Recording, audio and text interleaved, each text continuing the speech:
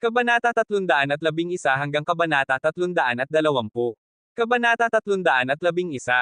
Diniretso sila ni Morie sa isang malaking bukas na lugar sa gitna ng kagubatan. May isang entablado sa gitna, isang anim na sulok na entablado, at napapalibutan ito ng anim na hanay ng mga upuan na bawat isa ay nakaharap sa isang gilid ng anim na sulok. Para sa bawat hanay ng mga upuan, may pangunahing upuan kung saan umupo ang pinuno ng isang partikular na malaking kapangyarihan. Dalawa lamang sa kanila ang nakatayo ngayon, ang pinuno ng templo ng Diyos ng Kidlat at isang lalaki pang mga 31 taong gulang. Tigilan sila ng tingin na parang may kutsilyo sa mga mata nila. Mukhang ang inyong paksayo ng mga hayop ay komportable ng matagal na panahon, may lakas ka namang tapatan ako at hilingin na ibigay mo sa akin ang isang alagad ng templo ng Diyos ng Kidlat. Kahit ang ama mo ay hindi nang ahas na kausapin ako ng ganyan, sigaw ng pinuno ng templo ng Diyos ng Kidlat sa lalaki. Ito na ang huling pagkakataon, hindi na ako magtatanong pa. Ibigay mo si Sam. Kung hindi, hindi namin masisiguro ang buhay ng mga kandidato ng templo ng Diyos ng Kidlat sa laban. Napatigilan si Sam nang marinig niya ang mga salitang iyon, pati na rin ang iba pang kandidato. Magkatabi ang mga pwesto ng paksayo ng mga hayop at ng templo ng Diyos ng Kidlat, at naririnig ni Sam ang mga alagad ng paksayo ng mga hayop na pinag-uusapan siya. Lakas loob silang tumuturo sa kanya at nagsasalita ng walang pigil. Tingnan mo, iyan ang walang-wala sa aming paksayon ng mga hayop. Ang ama niya ay walang hiya at traidor, at narinig ko ring hindi rin mabuti ang ugali ng taong ito.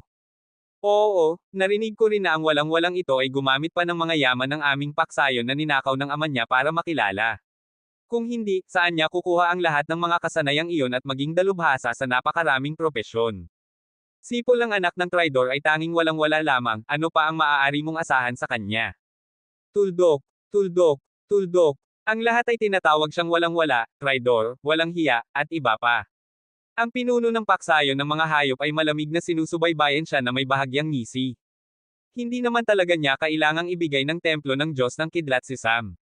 Gusto niya lamang na maramdaman ni Sam na siya ay hindi tinatanggap at mabigyan ng mga pagbabago sa isip na makakasira ng kanyang kumpiyansa. Sino namang batang lalaki ang makakapagtiis na tawaging walang-wala at walang hiya ng mga kapantay niya? Ngayon na, lahat ng ibang kandidato mula sa iba't ibang kapangyarihan ay kakaibang nakatingin kay Sam. Sila ay nangingibabaw ng mga usapan. Ito naman ang gusto ng pinuno ng paksayo ng mga hayop. At natutuwa siya nang makita ang pagbabago ng ekspresyon ni Sam. Nagagawa na ng kanyang maliit na kalokohan. Kung talagang iniisip ng templo ng Diyos ng Kidlat na ibigay si Sam, mas mabuti pa, dahil mawawalan na siya ng lakas na lumaban dahil sa tingin niya, ang posisyon ni Sam ay binili gamit ang isang sandatang may anino.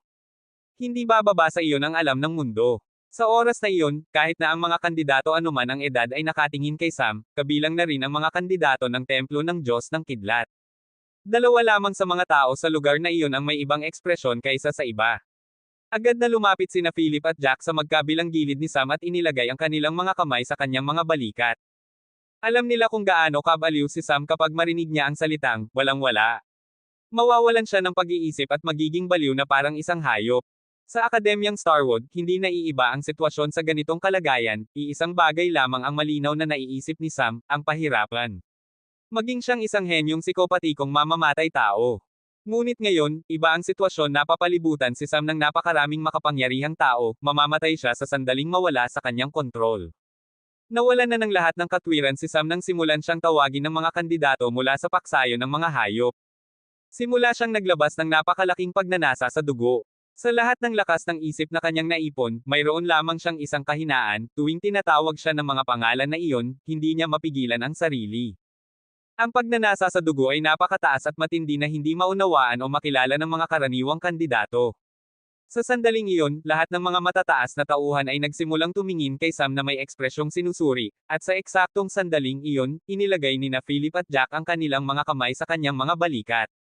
Nakayuko ang mga kamao ni Sam at makikita ang mga ugat sa kanyang mga kamay at noo.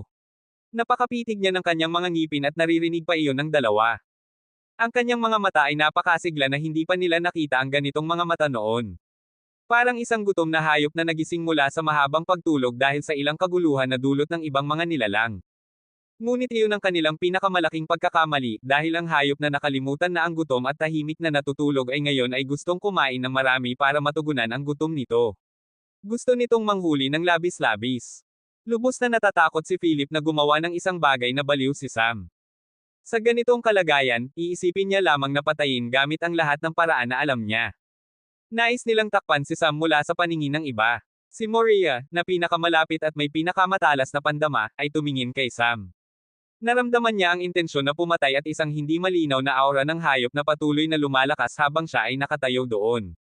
Napansin ito ni Philip at dahan-daang nagsimulang bulungan si Sam sa tainga. Sam, kontrolin mo ang sarili mo. Sam, okay lang. Hindi ka iyon kahit natatawagan ka nila ng ganyan. Kontrolin mo ang sarili mo. Sam, ang isang bundok ay hindi dapat mag-alala sa mga tahol ng mga aso. Kontrolin mo ang sarili mo. Sam, narito ako, narito si Jack, naghihintay pa rin sa amin si Watt sa paksayo ng mga hayop. Sam mangyaring. Hindi niya alam kung ano ang sasabihin, ngunit hindi niya maaaring hindi magsalita. Kailangan niyang ilabas si Sam mula sa kanyang sigalot na kalagayan. Mula noong sabihin ang huling pangungusap, nagsimulang kontrolin ni Sam ang kanyang aura, ngunit hindi tumitigil ang mga kandidato ng paksayo ng mga hayop. Nawala na ang sigalot ni Sam.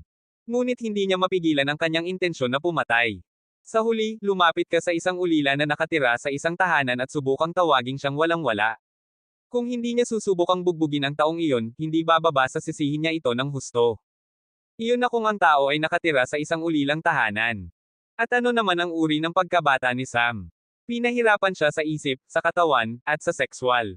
At palagi nilang ibinibigay ang tanging dahilan para doon, siya ay isang batang walang-wala na hindi gusto ng kanyang mga magulang. Hindi niya alam kung anong mga pangyayari ang naging dahilan para iwanan siya nila. Ngunit hindi niya kailanman kinamumuhian ng ibang tao maliban sa kanyang mga magulang. Kinamumuhian niya ang sarili niya dahil isinilang siya. Kinamumuhian niya ang buong mundo dahil tinatawag siyang walang-wala. Sa huli, hindi naman niya hiniling na isinilang siya. Siya ay nagrereklamo, umiiyak, nagtitiis, at naging baluktot na tao tulad ng dati niya. Ngunit may isang bagay na hindi niya maalis sa kanyang sistema, ang pagtawag sa kanya ng walang-wala. Pinatay niya ang bawat taong tumawag sa kanya ng ganito noong kanyang nakaraang buhay, at ang tanging taong nakaligtas ay ang kapatid ni Philip. Iyon ay dahil sa utang na loob ni Philip noong siya ay nasa pinakamababang punto ng kanyang buhay ngayon. Ngunit ngayon, may mga taong tumatawag sa kanya ng walang-wala. Hindi bababasa ang mga tao mula sa paksayo ng mga hayop ang gumagawa nito, at malinaw niyang naririnig sila. Sinubukan ni Sam na tumahimik ng kaunti. Napansin ni Philip ang kanyang pagsisikap ngunit hindi makaisip ng solusyon, kaya tinanong niya si Moria. Maaari ba nating hamanin agad ang paksayo ng mga hayop? Nagulat ang lahat ng mga manunood, maliban kay Jack. Mahigpit niyang hawak ang kanang braso ni Sam para hindi siya maging baliw. Nalilito si Moria at walang masabi. Hindi niya maunawaan ang sitwasyon maliban sa katotohanan na labis na gustong pumatay ni Sam ng isang tao. Tumingin si Moria sa pinuno ng templo, na tumingin naman sa pinuno ng paksayo ng mga hayop at nagsabi. Dahil labis mong gustong kunin siya, gumawa tayo ng kasunduan. Ang ibang apat na kapangyarihan ay maglalaro ng loterya para piliin ang kanilang unang laban, at magsisimula tayo sa mga kandidato ng baitang ng dakilang hangganan. Paksayo ng mga hayop laban sa templo ng Diyos ng Kidlat. Isang laban na buong lakas. Tanging ang mananalo lamang ang matutukoy kung ang isang pangkat ng mga kandidato kabilang na ang mga reserbang miyembro ay matatalo. Kung gusto mong kunin siya, manalo ka sa kanya. Nang marinig iyon ng mga tao, lahat sila ay lubos na nagulat. Hindi nila inasahang magmumungkahi ng isang bagay na napakasakit ang pinuno ng templo. Si Sam lang ang nasa sabik. Laban ng pangkat, tanong ng pinuno ng paksayo ng mga hayop. Kahit anong paraan mo nais gawin. Laban ng pangkat na lang. Biglang ngumisi ng malawak si Sam na napakakatakot at nagsabi sa iba pang miyembro ng pangkat. Basta hawakan ninyo sila sa entablado, huwag ninyong hayaan silang makatakas. Hindi ninyo kailangang umatake pa. Hindi na naghintay si Sam ng sagot ng sinuman at tumalon na lang sa entablado. Ang 6 na sulok na entablado ay may higit sa 1,000 parisukat na yarda. Kaya naman sapat na malaki ito para sa kanilang lahat na makipaglaban. Maaari pa silang maglaro ng tennis doon. Tumingin ang pinuno ng paksayo ng mga hayop sa mga kandidato at ngumiti. Kunin ninyo ang kanilang mga ulo at ibaba natin ang templo ng Diyos ng Kidlat mula sa kanilang mataas na posisyon. Bibigyan kayo ng karne ng hayop na rango 6 para sa inyong mga hayop. Agad na nagsigawan ng tuwa ang mga kandidato at pumunta sa entablado. Kabanata 312. Dahan-daang nagsimulang umakyat sa entablado ang dalawang pangkat. Wala silang sapat na awtoridad para kahit na humiling na itigil ng mga pinuno ng templo ang laban na ito. Kailangan nilang gawin ito. Medyo kinakabahan ang mga kandidato ng templo ng Diyos ng Kidlat, samantalang ang mga tagapaksayon ng mga hayop ay medyo mas may kumpiyansa. Dahil ang ilan sa mga kandidato ng paksayon ng mga hayop ay may mga kasamang hayop na makikipaglaban kasama nila. Hindi ipinagbabawal ng mga patakaran ang mga hayop, at iyon ang dahilan kung bakit taon-taon ay may kalamangan ang mga tagapaksayon ng mga hayop kaysa sa ibang kandidato. Ngunit parang wala namang pakialam si Sam. Tinitingnan lamang niya ang mga kandidato na dahan-daang umaakyat sa entablado. Para sa ilang dahilan, lahat sila ay medyo natatakot sa kanyang aura. Alam nilang iba ito, ngunit hindi nila maipaliwanag kung ano. Matapos silang lahat makarating doon, ang mga kandidato ng templo ng Diyos ng Kidlat ay nakatayo sa isang gilid, samantalang ang mga kandidato ng paksayon ng mga hayop ay nakatayo sa kabilang gilid. Si Sam ay nakatayo sa gitna. Walang neutral na grupo na gaganap bilang referee, kaya tuwing may laban ang dalawang pangkat, ang pangkat na hindi kasali ay nagsisilbing referee at ngayon ay ang hardin ng halamang gamot ang nagsisilbing referee. Isang naglilingkod sa yugto ng pagkabuo ng buhay ang tumayo sa tabi ng entablado para gampanan ang papel ng referee. Malamig na sinusubaybayan ni Sam ang mga kandidato ng paksayon ng mga hayop na parang mga tupa na handang patayin. Hindi niya mahanap si Sanjay doon, ngunit hindi siya sapat na makatuwiran para isipin ang mga dahilan ng kanyang kawalan.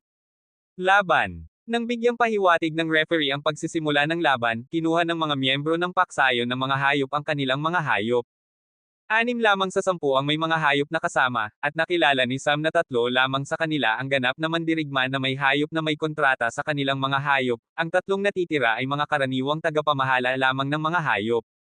Ito ang kanilang plano. Sumangayon din ang paksayon para sa parehong dahilan. Dahil maaari nilang malampasan ang iba sa dami, bakit nila ay papalagpas ang ganitong pagkakataon? At ang templo ng Diyos ng Kidlat ay palaging isang mahirap na kalaban para sa kanilang lahat, sa lahat ng kategorya. Kaya hindi na nila binigyang pansin na pigilan sila. Sa totoo lang, labis silang natutuwa na ang dalawang mahirap na kalaban ay naglalabanan sa isa't isa. Nababagabag sina Philip at Jack, samantalang si Nicholas ay labis na nasa sabik kinontrol niya ang pagnanasa niyang magsimula ng laban. Napansin niyang talagang galit na galit si Sam tungkol dito, lalo pa siyang mapapainis kung hihingi siya ng bahagi sa laban. Una nang nagpa siya ang mga kandidato ng paksayo ng mga hayop na ipadala muna ang mga hayop sa halip na lumaban mismo. Ngunit nang tumingin sila ng isang hakbang pasulong, tumingin sila kay Sam na may ngisi at inilabas niya ang aura ng hayop ng 5 hayop. Ang lahat ng mga hayop na may kontrata kay Sam ay may mas mataas na lahi, at sa harap nila, ang 6 na hayop na ito ay parang mga insekto lamang. Hindi niya man lang binigyang pansin na labanan sila. Yumoko. Malamig na sabi ni Sam at Yumoko ang 6 na hayop na parang tumanggap sila ng utos mula sa isang Diyos. Nagulat ang lahat ng mga manunood. Lalo na ang mga matatanda mula sa paksayon ng mga hayop. Naramdaman niya ang unang ugat na aura ng hayop mula kay Sam. Isa siya sa mga taong may alam tungkol sa mga hayop sa planetang ito, ngunit hindi niya makilala ang aura ng hayop. Lalong nagulat siya nang sa isang utos lamang ay napaiyak niya ang mga hayop at pinabayaan nilang baliwalain ang utos ng kanilang mga may-ari. Naramdaman ng mga miyembro ng paksayon ng mga hayop na may kakaiba at mabilis na tumakbo patungo sa mga hayop. Ang mga hayop ay kanilang mga kasama, hindi mga hadlang na gawa sa karne, kaya hindi nila iiwan sila ng ganoon. Natatakot sila na direktang auksyonin ng mga kandidato ng templo ng Diyos ng Kidlat ang mga ito. Tumingin si Sam kay Jack at Philip at nagsabi. Subukang pigilan sila ng ilang segundo. Pagkatapos noon, gumalaw siya at dumating sa pinakamalapit na sulok ng 6 na sulok. Bumuhos siya ng kaunting tinta para sa mga marka at kinontrol ito gamit ang lakas ng elemento ng tubig. Hindi naiintindihan ng iba kung ano ang ginagawa niya, ngunit ang isa sa mga kandidato ng paksayon ng mga hayop na may hawak na sibat ay muntik nang gumalaw kay Sam, ngunit pinigilan siya ni Jack. Mangangamba rin ang ibang kandidato, ngunit agad na kumilos sina Philip at Nicholas. Hindi man lang sinulyapan ni Sam ang sitwasyon, lumipat siya mula sa isang sulok patungo sa isa pa at sa lalong madaling panahon ay tinakpan niya ang lahat ng 6 na sulok. Bago pa nila mapagtanto, may isang hadlang na nabuo sa paligid ng 6 na sulok na entablado. Gamit ni Sam ang mga marka para lumikha ng mga punto ng lakas at bumuo ng isang formasayon, at ngayon ay lahat sila ay nakakulong sa loob, walang paraan para makalabas. Hindi pa kumikilos ang mga kandidato ng templo ng Diyos ng Kidlat maliban kay Philip, Jack, at Nicholas. Ang iba pa ay hindi pa nakikisali dahil ang mga kandidato ng paksayon ng mga hayop ay pangunahing nakatuon sa pagharap kay Sam. Biglang nakatakas ang lalaking may hawak ng sibat mula sa paksayon sa pagkubkob ni Philip at tumakbo patungo kay Sam, na pa rin namang nakatalikod. Nagsimulang kumikinang ang kanyang mga braso at napakasikip ng mga kalamnan habang ginamit niya ang buong lakas para tusukin si Sam. Umiiwas si Sam sa gilid, ngunit hindi pa rin niya maayos na maiiwasan ang atake. Sinipa niya ng kaliwang suntok ang hawakan ng sibat, na naging dahilan para ibaling sa gilid ang atake. Lumitaw ang isang buta sa entablado. Mga pasa ang mga kuko ni Sam at may maliit na hiwa sa kanyang kamao, ngunit hindi niya man lang binigyang pansin na gumaling. Gumalaw siya at kumuha ng isang sibat mula sa kanyang imbakan. Ito ang sibat na nakuha niya mula sa mana ni Mer Ali at isa lamang ito sa mga sibat na nakuha niya. Nang harapin ng may hawak ng sibat si Sam, ang tanging nakita niya ay si Sam na mariing tinutusok ang sibat sa kanang bahagi ng kanyang tiyan. Ang sibat ay tumagos sa kanya ng pauilas at ang dulo nito ay nakatusok sa entablado, na naging dahilan para makadikit ang kalaban sa entablado. Lumapit si Sam at tumingin sa mga mata ng lalaki. Naramdaman ng kalaban na lumamig ang kanyang puso at nagsimulang pawisan ng malakas. Ano ang tawag mo sa akin? Tanong ni Sam sa labis na malamig na tono, na halos katulad ng boses ng anino ng kamatayan. Ako. Nais ng kalaban na magsalita ngunit hindi siya binigyan ng pagkakataon ni Sam. Sandaling bumukas ang kanyang bibig, tinusok na ni Sam ng kutsilyo ang kanyang dila. Lumabas ang kutsilyo mula sa ibabang panga, halos mahawakan ang lalamunan at daanan ng hangin. AAAAH. Nagsimulang ungol ang kalaban, ngunit hindi nagpakita ng awa si Sam. Kumuha siya ng isa pang karaniwang sibat at tinutusok ito sa tiyan. Sinimulan niyang sakta ng mga bahaging hindi nakamamatay. AAAAHHHHH. AAAAHHHHH. HINIIII. Isang sibat pagkatapos ng isa ang tumago sa kanyang katawan at ang bawat dulo ay diretso ng tumago sa kanya at nakadikit sa sahig. Kahit na malapit na siyang mawalan ng malay, hindi siya hinayaan ni Sam. Sinimulan niyang hampasin siya para gisingin at ginamit pa ang mga patak ng tubig para gisingin siya. Tinutusok niya ng 12 sibat ang kanyang katawan at kumuha pa ng 2 sibat. Lumundag siya sa himpapawid at tumapat sa mga hawakan ng sibat na nakausli mula sa kanya. Bumaba siya ng tingin sa kalaban, tiningnan siya diretso sa mga mata at tinutusok ang mga sibat sa 2 mata nito. Ang mga sibat ay may mas makitid na dulo kaysa sa iba at diretso namang tumago sa ulo, tinanggal ang karamihan sa bahagi ng ulo at nakatusok sa lupa. Nagulat ang madla sa kalupitan. Maraming mga veterano sa lugar at kahit sila ay hindi maipagkakaila ang kabangisan ni Sam. Nakaramdam sila ng balahibo habang nanunood sila ng napakasakit na pahirap. Sina Philip at Jack lang ang medyo normal, hindi dahil sanay na sila, kundi dahil naghanda na sila para sa ganitong eksena bago pa man. Ngunit pinanatili pa rin nilang mahigpit na binabantayan ang natitirang kandidato para hindi sila makipagsama-sama para atakehin si Sam. Hindi dahil natatakot sila na hindi kayang hawakan ni Sam sila. Natatakot sila na mas mabilis na patayin ni Sam sila at hindi matutugunan ang kanyang pagnanasa sa dugo. Lumingon si Sam at tumingin sa natitirang miyembro ng paksayon ng mga hayop. Biglang lumakas ng kaunti si Philip at hinayaan niyang makatakas ang isang lalaki mula sa kanyang kontrol. Ang lalaking iyon ay isang mandirigma na may hayop na elemento ng tubig na may pagong bilang kanyang hayop. Ngayon, ang pagong ay nakatago sa kanyang kabibi dahil sa takot sa aura ni Sam. Hindi alam ng gumagamit ng elemento ng tubig kung ano ang gagawin. Pinipigilan ni na Philip at iba pa ang iba at hindi pinapayagan silang umalis. Tiningnan niya ang bangkay na nakatayo pa rin dahil sa mga nakatusok na sibat at lumunok siya. Sa susunod na segundo, lumingon siya at gustong tumalon palabas ng entablado, ngunit hinadlangan siya ng porma sayon. Nagsimulang magpadala siya ng sunod-sunod na mga bala ng tubig na parang nawawalan na siya ng pag-iisip. Hindi na niya binigyang pansin ang paggamit ng kanyang espiritual na lakas. Ngunit hindi naman gumagalaw ang porma sayon. Biglang naramdaman niya ang isang kamay sa kanyang balikat at nanginginig siya. Hindi niya man lang nagawang ilipat ang kanyang daliri nang marinig niya ang isang malamig na boses. Bakit ka nagmamadali? Ipapaalam ko sa iyo. Biglang lumingon siya at kusang umatras, ngunit nakasandal siya sa hadlang.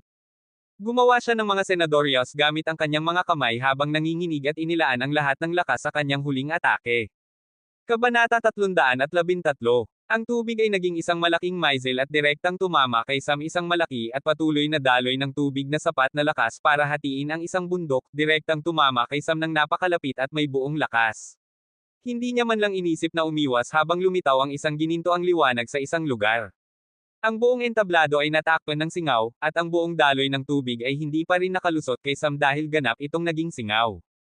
Tumaas ang temperatura sa entablado at kahit na ang mga naglilingkod na nasa baitang ng dakilang hangganan ay pawisan dahil sa init, at kahit na ang kanilang mga pandama ay nababagabag ng makapal na singaw ng tubig.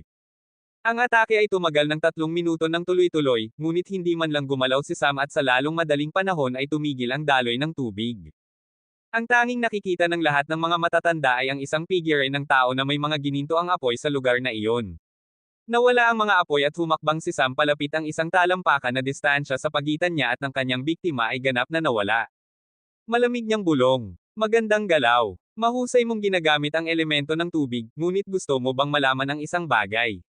Maaari rin akong gumamit ng elemento ng tubig, at isa pang kawili-wiling katotohanan, 70% ng katawan ng tao ay gawa sa tubig. Inilagay niya ang kamay sa dibdib ng tao at biglang may asul na liwanag sa buong katawan nito. Ang espiritual na lakas ay umaagos ng may pagsasama-sama. Naramdaman ng kalaban na tumataas ang bilis ng daloy ng kanyang dugo. Ang dugo ay umaabot sa halos lahat ng bahagi ng kanyang katawan, at naramdaman niyang bumabagal ang bilis ng dugo kapag umaabot ito sa anumang mahalagang bahagi. Kinokontrol ni Sam ang dugo habang pinapadaloy ito sa sarili nitong daanan ng sirkulasyon, ngunit kinokontrol lamang niya ang bilis at ginagawa itong isang daloy ng likido na may mataas na presyon. Ngunit ang kanyang kontrol ay tumpak para hindi masaktan ang mga mahahalagang bahagi dahil baka mamatay ito ng masyadong mabilis.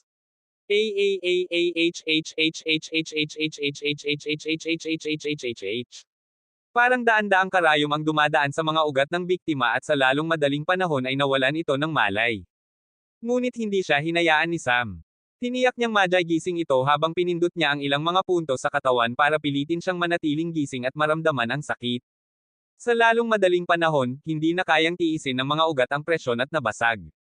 Ngunit hindi lumihis ang dugo. Dumaikit ito sa mga hibla ng kalamnan ngunit patuloy pa rin itong dumadaloy na parang naroon pa rin ang ugat. Lumawak ang mga mata ng biktima at nagsimulang dumaloy ang mga luha na may dugo.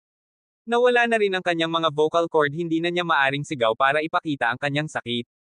Ang mga kandidato na ang mga pandama ay nababagabag ng singaw ay hindi nakikita ang mga maliliit na detalye na ito, ngunit makikita ito ng mga eksperto sa labas. Ang ilan sa mga kandidato na mahina ang loob na mga naglilingkod sa yugto ng pagkabuo ng buhay ay hindi na rin makakapagpatuloy na tingnan ito. Bumalik tayo sa biktima, nagsimulang humihingal siya ng hangin para tiisin ang sakit na pinipilit siyang tiisin, ngunit walang kabuluhan. Sinimulang mapunit ng daloy ng dugo ang mga hibla ng kalamnan. Nagsimulang damyugo ang dila, kasunod ang balat sa kanyang mukha kung saan hindi gaanong makapal ang mga kalamnan, at sa lalong madaling panahon ay nabasag ang kanyang ari at nabasa ng dugo ang kanyang mga damit. Muli siyang nawalan ng malay, ngunit muli namang pinagising ni Sam ang kanyang kaluluwa gamit ang kanyang lakas ng isip at pinalayas niyang maramdaman muli ang sakit sa buong katawan. Nang magsimulang mapunit ang balat, idinagdag na ang lakas ng elemento ng apoy sa daloy ng dugo. At sa lalong madaling panahon ay lumitaw ang mga bitek sa balat na dumudugo na. Walang 1 pulgada ng balat na walang bitek. Sa lalong madaling panahon ay nagsimulang dumausdas ang pulang kulay na singaw mula sa mga bitek, at ang isang bahagi ng entablado na nakakulong at puno na ng singaw ng tubig ay pinalitan ng pulang dugong singaw. Maliit na bahagi lamang naman, ang iba pa ay normal na singaw pa rin. Dahil sa pagkakaiba ng densidad, ang pulang dugong singaw ay nagsimulang umakyat at sumasakop sa pinakamataas na bahagi ng entablado, at doon ito namuo na parang isang grupo ng tao nang maabot nito ang pinakamataas na punto ng hadlang. Namatay ang tao at bumagsak, ngunit kahit pa rin ay hindi nasira ang mga panloob na organo. Tumingin si Sam sa bangkay at lumingon. Sa oras na iyon, nagsisimulang mamuo ang singaw at malapit na itong maging tubig muli. Dahan daw ang umatras si Sam. Nais ng mga miyembro ng paksayo ng mga hayop na sabay-sabay na umatake kay Sam para baka may pagkakataon sila. Walang silbi ang mga hayop at ibinalik na sila sa mga bulsa para sa mga hayop. Ngunit hindi nila makayanan ang tatlo. Maaaring mga piling mandirigma ito, ngunit hindi basta-basta sina Philip at Jack. Kung hindi dahil sa katotohanan na ayaw nilang kunin ang kanilang mga buhay at iniiwan sila para kay Sam, natapos na nila ang laban at hindi na kailangang banggitin pa si Nicholas. Kahit na ang taong mahilig sa laban na ito ay kinokontrol ang kanyang mga suntok. Ngunit nang makita ng mga kandidato mula sa paksayo ng mga hayop ang kalagayan ng kanilang dalawang kasama, ang natitirang 8 kandidato ay nagsimulang magsikap ng husto, at hindi na napigilan ng tatlo na makatakas ang dalawa. Ang isa ay may hawak na taybak at ang isa naman ay gumagamit ng elemento ng lupa. Ang may hawak ng taybak ay isang mandirigma na mangkukulam na elemento ng hangin. Gumawa ng mga senadoryas ang gumagamit ng elemento ng lupa at naging bato ang kanyang balat habang lumundag siya patungo kay Sam, samantalang ang gumagamit ng elemento ng hangin ay nagsimulang ituon ang lakas ng elemento ng hangin sa talim ng tibak. Sila ay gumalaw ng magkasabay habang naghahanda para sa malaking atake. Hindi man lang inisip ni Sam na umiwas habang yamakap sa kanya ang gumagamit ng elemento ng lupa na may balat na bato at lumingon, ibinuklat ang kanyang likod sa gumagamit ng elemento ng hangin. Tumingin si Sam sa gumagamit ng elemento ng lupa at tiningnan ang kanyang mukha na puno ng pagkabalisa. Nakita rin ng huli ang mukha ni Sam, ang tanging nakita niya ay katahimikan at lamig. Hindi niya makita ang anumang bakas ng pag-aalala, na lalong nagpalaki ng kanyang pagkabalisa. Sa lalong madaling panahon, tumama ang isang talim ng hangin sa likod ni Sam. Ngunit sa sandaling tumama ito, ang punto ng pagtama ay naging gininto dahil isinuot ni Sam ang kanyang Amerikana. Hindi nakuha ng atake ang Amerikana, ngunit napaluhod si Sam pasulong at may dugong lumabas mula sa kanyang bibig dahil sa epekto sa kanyang mga panloob na organo. Hindi rin nakatakas ang gumagamit ng elemento ng lupa sa atake dahil ang kanyang mga kamay na yakap kay Sam sa likod ay tumama rin. Hindi tumigil ang mga talim ng hangin, patuloy na darating ang mga atake at patuloy na gumagalaw ang katawan ni Sam. Tumingin ang gumagamit ng elemento ng lupa kay Sam na dumudugo mula sa bibig, ngunit ang tanging nakita niya ay isang masamang ngisi. Akala ko tawag mo sa akin ay walang-wala, bakit kaya makap sa akin na parang ako ang iyong matagal nang nawawalang kasintahan? Hindi alam ng gumagamit ng elemento ng lupa kung bakit, ngunit may masamang presbyosyon siya at tama siya. Patuloy si Sam, gayunpaman, dahil labis mong ako minamahal, hayaan mong suklian kita. Ang katahimikan sa kanyang boses ay naging dahilan para manginig siya.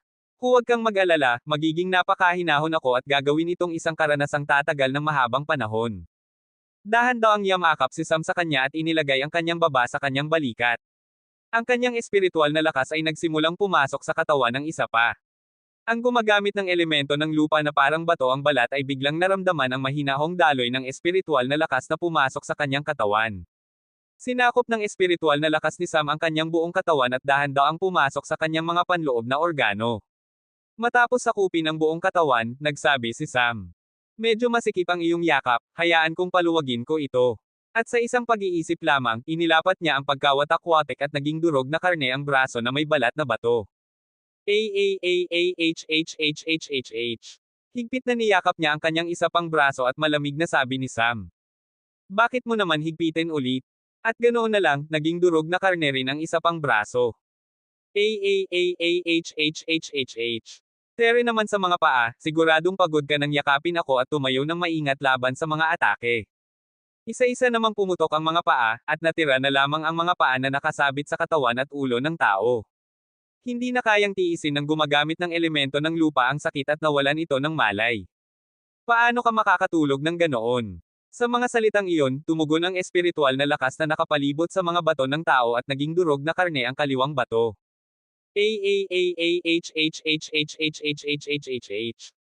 Mabilis na nagising ang biktima at sumigaw ng matinding sakit. Hoy! Masyado kang maingay, sumasakit ang tenga ko. Nabali na ang kanyang mga vocal cord. At habang patuloy na darating at tumatama ang mga talim ng hangin kay Sam, isa-isa namang nawasak ang mga panloob na organo, ang bituka, tiyan, atay, baga, at sa huli, ang puso. Ibinalag ni Sam ang bangkay. Lumingon siya sa gumagamit ng hangin, na biglang tumigil sa mga atake. Lubos na nabasa ng dugo si Sam na ibinuga ng gumagamit ng elemento ng lupa, ngunit wala siyang pakialam at nagsabi sa gumagamit. Paano mo namin nabigyang abala ang aming pagkakaisa? Dahan-dahang lumapit siya sa tao at kusang umatras ang kalaban. Sa lalong madaling panahon ay hindi na ito makagalaw dahil nakasandal siya sa hadlang. Hayaan mong ibigay ko ang aking opinyon tungkol sa elemento ng hangin. Hawakan ni Sam ang lalamunan ng lalaki at pilit siyang binuksan ang bibig para huminga ng hangin. Nagsimulang itoon niya ang lakas at ang nakapalibot na hangin ay nagsimulang pumasok na parang daloy. Sa oras na iyon, natuyo na ang singaw at natakpan na ang araw. Ang hangin ay nagsimulang pumasok ng husto, bahagya namang lumobo ang tiyan. Ang kanyang mga baga at tiyan ay lumobo na parang mga lobo, at tumaas ang presyon habang pilit niyang ipinasok pa ang mas maraming hangin. Pumutok ang mga ugat, bumaba ang tibok ng puso. Nang gumawa si Sam ng kaunting pagbabago sa kanyang lakas ng elemento ng hangin, nagsimulang umikot ang hangin sa loob ng tiyan at mga baga at sas tumalsik ang dugo kay Sam habang napiunit ang dibdib at tiyan dahil sa magulong at matalim na daloy ng hangin. Ibinalag niya ang bangkay at lumingon. Sa oras na iyon, tumigil ang natitirang 6 na kandidato sa paglaban sa tatlo habang tinitingnan nila ang mga madugong eksena. Nawala na sila ng lakas na lumaban kay Sam. Ang kanyang mga galaw ay parang pagpapasakripisyo dahil tinanggap niya ang napakaraming suntok para lamang pahirapan ang kanyang mga kalaban, at patuloy pa rin siyang nagpapatuloy. Ang kanyang mukha ay labis na malamig pa rin, at ang dugong tumalsik dito ay hindi nagpapabuti pa rin sa hitsura niya. Kabanata 314. Ang natitirang 6 na kandidato ng paksayon ng mga hayop ay hindi alam kung ano ang gagawin. Hindi na rin nila magawang makalaya sa pagkubkob ni na Philip at iba pa para atakehin si Sam. Sa kanilang mga mata, si Sam ay isang psikopatiko. Kung lumaban siya ng normal, baka may pagkakataon sila, ngunit ang mga galaw ni Sam ay parang pagpapasakripisyo, hindi niya pinapansin ang anumang pinsalang natatanggap. Kung sino man sa kanila ang makakatanggap ng parehong dami ng mga atake na tinanggap ni Sam, mamamatay sila ng hindi bababa sa 6 na minuto. Humakbay ng isang hakbang si Philip, Jack, at Nicholas. Mabilis na napagtagumpayan ni Sam ang 4 na kalaban na halos pa lamang nagsisimulang mamuo at maging tubig muli ang singaw. Biglang may pulang dugong likido na umaulan mula sa itaas, at ang lahat ng mga kandidato na natutulala na nanunood ng eksena ay napabalik sa kanilang sarili. Umaulan ng dugo sa kanila at nang inig ang kanilang mga katawan dahil sa madugong eksena. Tumingin si Sam paitaas at malamig na ngumiti sa natitirang 6 na kandidato, na naging dahilan para sila ay mamatla at gustong tumakas. Lahat sila ay tumakbo patungo sa isang sulok at nais na makalaya sa pormasayon. Hindi nag-alala si Sam na makakatakas sila habang dahan-daang naglalakad at inilabas ang kanyang kanang kamay habang ginamit niya ang lakas ng elemento ng tubig para kolektahin ang mga patak ng dugo na bumabagsak kasama ng tubig. Ang maliit na globo ng likido sa kanyang mga kamay ay lumalaki sa bawat hakbang niyang ginagawa. Samantala, lahat ng mga eksperto ay tumingin sa mga pwesto ng upuan ng paksayon ng mga hayop. Ang pinuno ng paksayon ay nakatingin sa eksena na may malungkot na mukha. Labis niyang nais na itigil ang laban at sampelan hanggang mamatay si Sam, ngunit wala siyang magagawa.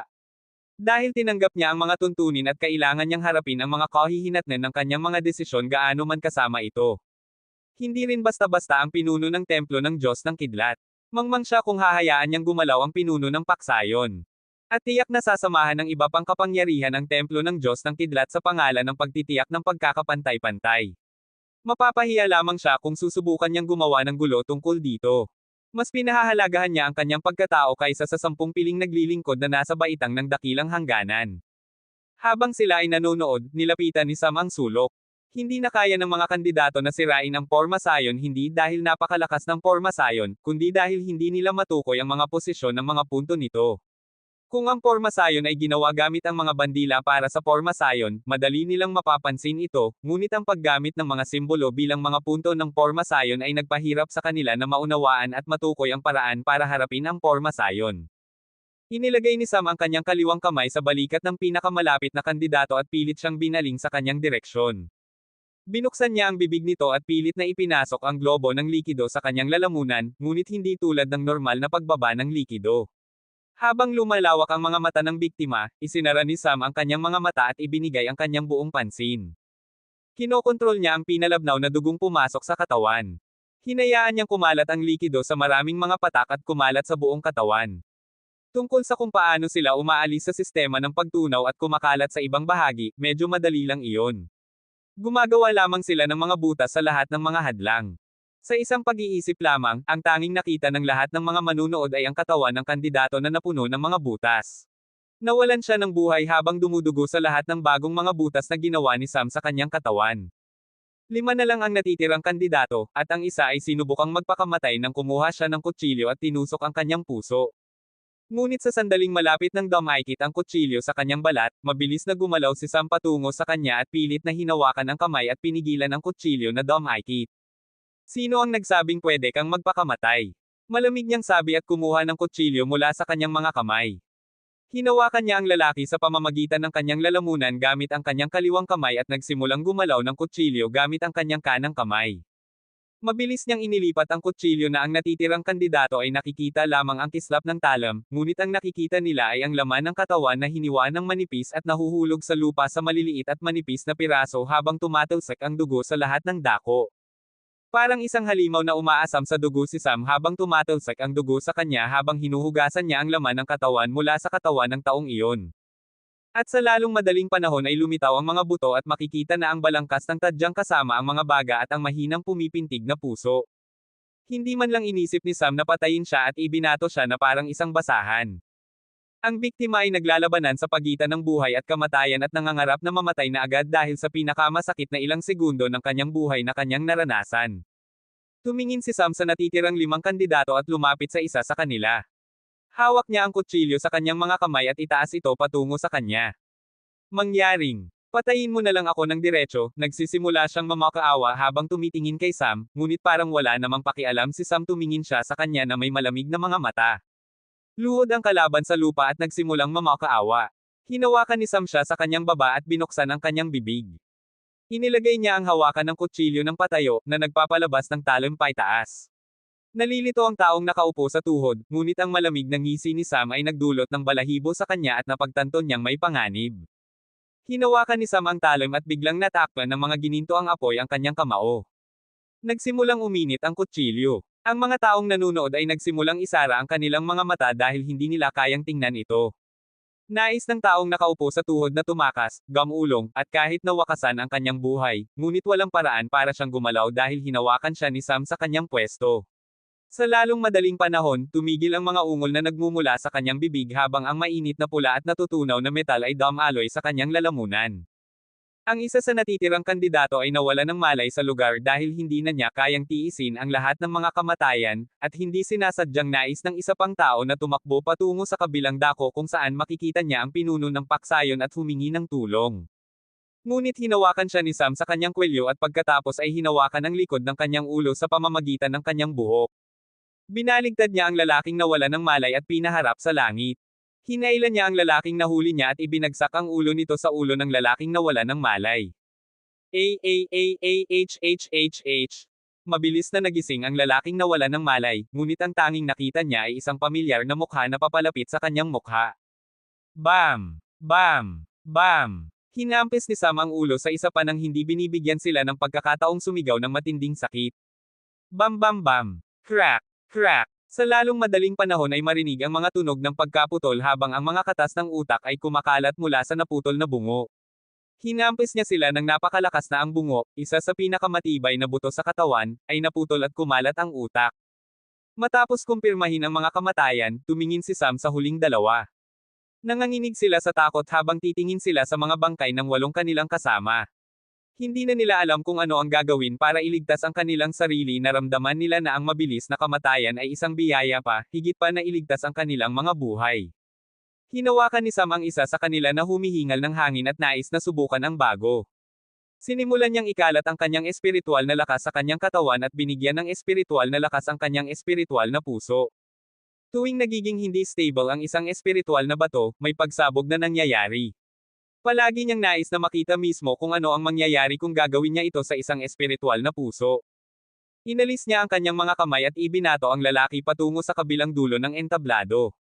Tumama ang biktima sa hadlang at boom! Nangyari ang isang pagsabog ng espiritual na lakas, ngunit sa pagkakataong ito ay mas malaki ang sukat nito at agad na bumagsak ang porma sayon. Isang madugong kalat ang nagkalat sa buong entablado at kahit nasa labas ng entablado dahil nawala na ang hadlang. Ang lahat ng mga kandidato sa entablado kasama ang ilang mga nanunood sa unang hanay ng mga upuan na mga naglilingkod sa baitang ng dakilang hangganan sa lahat ng 6 na gilid ay natalsikan ng dugo. Tumingin si Sam sa pagsabog at sa mga resulta nito na may ekspresyong nag-iisip. Ang pagnanasa sa dugo na nakapalibot sa kanya ay halos nawala na at mukha na siyang mas makatuwiran ngayon, ngunit ang kinokontrol na intensyon na pumatay patungo sa huling kandidato at sa iba pang miyembro ng paksayon ng mga hayop ay hindi nawala. Tumingin siya sa huling kandidato at lumapit sa kanya. Sa sandaling inilagay niya ang kamay sa taong iyon, lumawak ang mga mata ng huling biktima at tumigil ang kanyang paghinga. Nawalan siya ng buhay lamang dahil sa takot sa paghawak ni Sam. Habang muntik nang bumagsak ang kanyang katawan, hinawakan ito ni Sam sa kwelyo at sinampal siya ng 2 beses. Matapos kumpirmahin na siya ay patay na, sipa niya ang katawan palabas ng entablado at malamig na sabi. Napakahina mo at nang ahas mong tawagin akong walang-wala. Maswerte ka na namatay ka dahil sa takot. Sa mga salitang iyon, tumingin siya sa referee na napabalik sa sarili at idineklara. Panalo ang templo ng Diyos ng Kidlat. Kabanata 315. Lumakad pababa si Sam at naglakad patungo sa mga upuan at umupo nang hindi man lang tumitingin sa iba. Isinara niya ang kanyang mga mata at nagsimulang mag-meditate habang dahan-daang nagpapagaling. Maaaring hindi siya masyadong nakipaglaban, ngunit nakatanggap siya ng ilang pinsala dahil sa kanyang pagiging handang isakripisyo ang sarili. Ang mga miyembro ng paksayon ng mga hayop ay lahat ay seryoso. Kahit na ang mga naglilingkod na nasa yugto ng pagkabuo ng buhay na dumating ay lahat ay tumitingin kay Sam na may sama ng loob. Para sa natitirang mga kapangyarihan, walang sinuman sa baitang ng dakilang hangganan ang nang-ahas na tumingin kay Sam, labis silang natatakot na mapainis nila siya. Habang nagsimulang bumaba ng entablado ang mga kandidato at nagsimulang maglinis ang mga miyembro ng paksayon ng mga hayop, tumakbo pabalik si Philip sa entablado na parang may naalala siya at nagsimulang kunin ang lahat ng mga singsing na may espasyo. Ang mga naglilingkod sa baitang ng dakilang hangganan na dumating sa entablado para maglinis ay natigilan, ngunit hindi sila makapagsalita dahil malakas talaga si Philip kaysa sa kanila. Hindi nagsalita ang iba pang paksayon dahil isang di binibigkas na patakaran na ang mga ari-arian ng natalo ay pag-aari ng nanalo.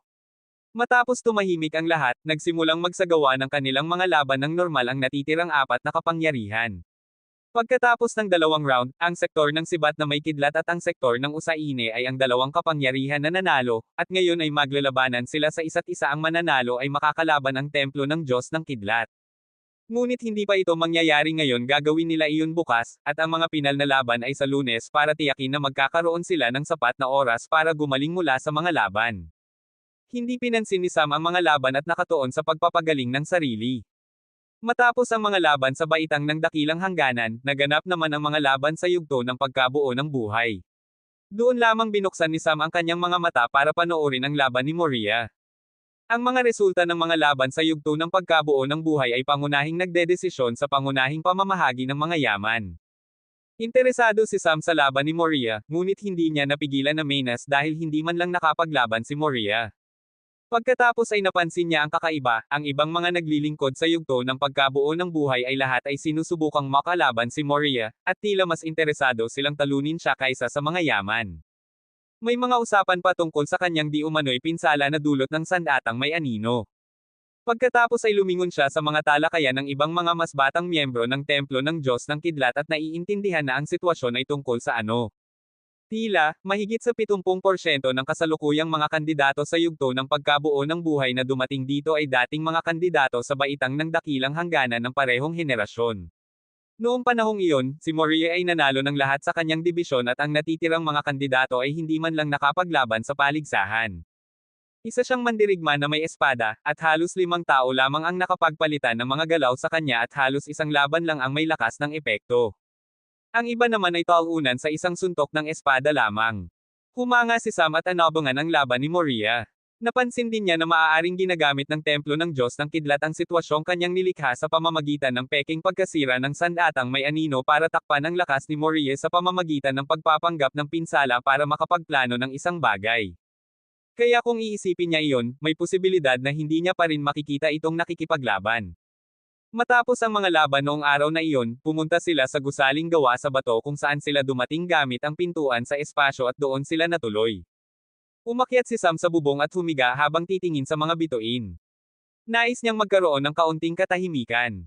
Ang sigalot na kalagayan niya kanina ay isa sa kanyang pinakamalaking kahinaan. Maaari siyang manatiling kalmado kapag nakakaharap siya ng isang hukbo, maaari siyang manatiling tahimik kapag nakakaharap siya ng isang kaaway na labis na makapangyarihan, maaari siyang manatiling matyaga at gumawa ng pagsasaliksik para makamit ang isang tila imposibleng layunin sa loob ng maraming buwan. Ngunit hindi siya makakapamaintain ng katinoan kapag may taong tumatawag sa kanya ng mga pangalan na iyon. Maaari siyang magbago ng ganap na tao, hindi niya malampasan ang ganitong kalagayan at hindi rin alam kung ano ang gagawin para baguhin iyon. Hindi naman siya gustong baguhin ang lahat, patuloy pa rin siyang papatayin sila, gusto niya lang na mawala ang labis na pagnanasa sa dugo na kusang lumalabas. Habang iniisip ni Sam iyon, naramdaman niya ang ilang kilusan sa malapit. Nag-alerto siya at kumuha ng sandata na Reaper, at tumingin sa isang tiyak na direksyon. Nakita niya ang isang babae pang mga 31 taong gulang na lumabas mula sa makakapal na mga puno. Lalong nag-alerto siya dahil kinilala niya itong isa sa mga naglilingkod sa yugto ng pagkabuo ng buhay ng paksayo ng mga hayop. Huwag kang mag-alala, hindi ako narito para umatake. Nagsabi ang babae habang sinusuri si Sam mula ulo hanggang paa. Iba ka talaga tingnan kapag wala kang pagnanasa sa dugo. Sabi niya at kumuha ng isang token at ibinato ito patungo sa kanya. Hinawakan ni Sam ang token at tumingin dito na may pagkalito. Ito ay makakatulong sa iyo na makarating sa paksayo ng mga hayop. Kailangan mo lang pumasok sa pintuan ng espasyo na iisa lang ang direksyon habang may hawak kang token na ito. Kumunat ang noo ni Sam at tumingin sa kanya na nagtatanong, at sumagot siya. Ipinadala ako ni Sanjay. May pagpupulong ng pamilya sa loob ng 9 na buwan at nais niyang ikaw ay naroon. Tumango si Sam at inilagay ang token sa kanyang imbakan. Hindi pa rin niya binababa ang kanyang pagbabantay at tumingin sa kanya ng maingat. Parang hindi siya plano na umalis sa lalong madaling panahon. Bakit ka napakasakit ng loob? Gaano kalaki ang puot mo sa paksayo ng mga hayop? At kung talagang may ganoong kalaking puot ka, bakit ibibigay sa iyo ni Sanjay ang mga koordinatong ito? Dapat ka na niyang pinatay sa mismong lugar na iyon. Tumaas ang kilay ni Sam. Hindi niya maintindihan kung bakit siya tinatanong ng ganitong tanong. Sa katunayan, siya ang may pinakakaunting alam tungkol sa kanyang relasyon sa paksayo ng mga hayop. Tungkol sa puot, kung sasabihin niya sa kanya na pinatay niya lang sila dahil tinawag siya nilang, walang-wala, iniisip niya kung paano siya makakareact. Tumahimik siya ng sandali at tanong. Kilala mo ba si Watt? Si Watt, yung lalaking nasa kakaibang damit na pilak. Nagulat niyang tanong. Oo. Paano mo siya nakilala? Hindi sumagot si Sam sa tanong at tanong naman siya. Kumusta na siya? Maayos na ba ang lahat sa kanya doon o nahaharap ba siya ng anumang problema? Tumahimik siya ng isang segundo para maintindihan ang relasyon ni Sam at Watt at nagsabi. Iba siya kasing uri ng espesyal na bisita doon, ngunit ang lalaking iyon ay isang ganap na psikopatiko. Lumilikha siya ng kaguluhan sa paksayon at sinaktan niya ang halos lahat ng mga naglilingkod sa baitang ng dakilang hangganan noong mga unang yugto. Sinaktan din niya ng husto ang 10 taong sumalakay sa kanya. Bamantong hininga si Sam at bulong. Masaya naman iyon. Ano ang relasyon mo sa lalaking iyon? Maaari mong itanong iyon kay Sanjay. At ibigay mo kay Sanjay ang isang mensahe mula sa akin. Sabihin mo na, kung mangyari man ang anumang bagay kay Watt, kahit na kaunting pasa lang, gagawin kong mawawala ang paksayo ng mga hayop kasama ko kahit na mamatay ako. Ang kanyang boses ay parang nagbabasa lamang ng kwento o script. Paf! Nagsimulang tumawa ang babae, ngunit wala namang pakialam si Sam. Binata, sobrang mapagmataas ka para sabihin ang mga salitang iyon. Maaari ka pang mamatay kung ako ay magpasya na gumalaw ngayon dito. Paano mo maaaring pangarapin na mapasama ang buong paksayo ng mga hayop? Malamig na tumingin si Sam sa kanya at nagsabi. Bakit hindi ka magsimula ng galaw at tingnan natin kung sino ang mauuna mamatay? Lakas ng loob na sinabi iyon ni Sam. Hindi siya natatakot kung ibibigay niya ang lahat ng kanyang lakas, kahit sa kanyang kasalukuyang kalagayan, maaari niyang patayin ang isang pre-transcendent at makatakas na may malubhang pinsala. Maaari siyang maging mahina pagkatapos nito sa loob ng ilang buwan, ngunit makakalaya pa rin siya at mabubuhay. Tumingin ang babae kay Sam at malinaw niyang naramdaman na hindi siya biro. Nais niyang turuan si Sam ng leksyon sa pamamagitan ng pagpapakita sa kanya ng kanyang lugar at pagpapahinahon sa kanya. Ngunit nang tumingin siya sa kanyang mga mata, alam niyang sa sandaling gumalaw siya, tiyak siyang magsisisi. Aalis na ako, sabi niya at lumingon para umalis, at narinig niya ang mga salita ni Sam. Sabihin mo sa mga taong kasama mo dito na maghanda silang mamatay. Papatayin ko silang lahat. Ang mga naglilingkod sa baitang ng dakilang hangganan, mga naglilingkod sa yugto ng pagkabuo ng buhay lahat sila. Ang pagkakaiba ng lakas ngayon ay nagpaliban lamang ng kanilang kamatayan ng kaunti. Ang kanilang mga ulo ay sa akin balang araw. Sa mga salitang iyon, tumalon siya pababa ng bubong at bumalik sa gusaling gawa sa bato. Nasa silid ng pagpupulong sina Philip, Jack, at Nicholas na nakaupo sa isang sulok. Lumakad siya patungo sa kanila at nagsabi, "Salamat sa inyo ngayong araw." Hindi niya alam kung ano ang sasabihin.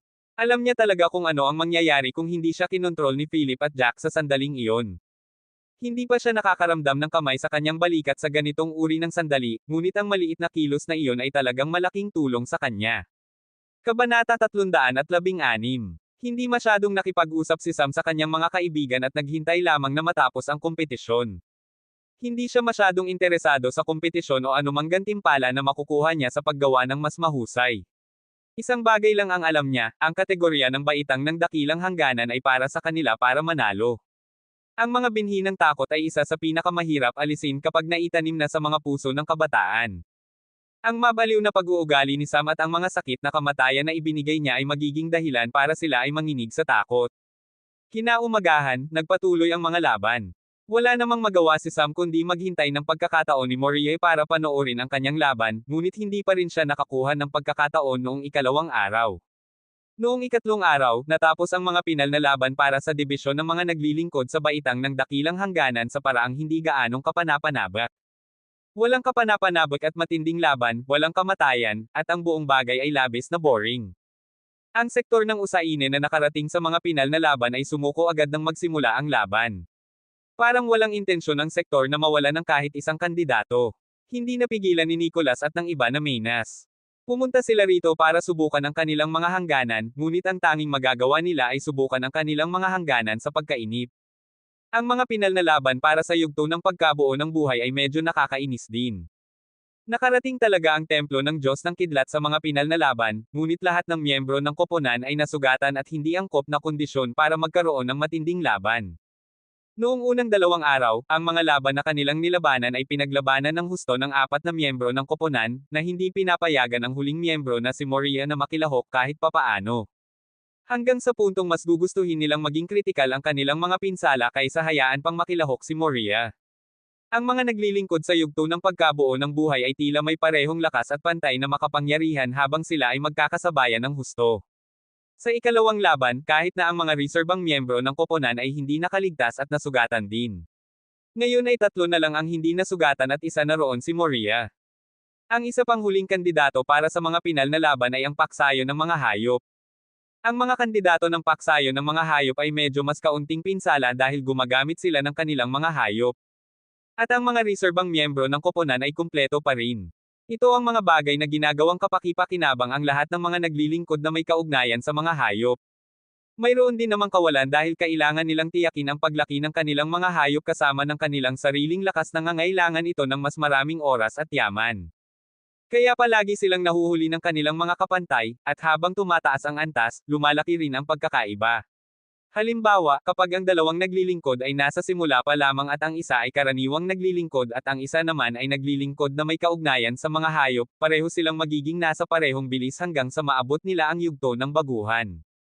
Pagkatapos noon, kapag sila ay sumasabog patungo sa yugto ng dakilang hangganan at nagpapabuti, ang naglilingkod na may kaugnayan sa mga hayop ay mahuhuli ng 1 buwan o 2. Sa yugto ng dakilang hangganan naman ay ilang buwan, at sa yugto ng pagkabuo ng buhay ay maaaring maging 1 taon hanggang ilang taon. Ito ang karaniwang sitwasyon at karamihan nito ay mula sa kakulangan ng mga yaman para umunlad.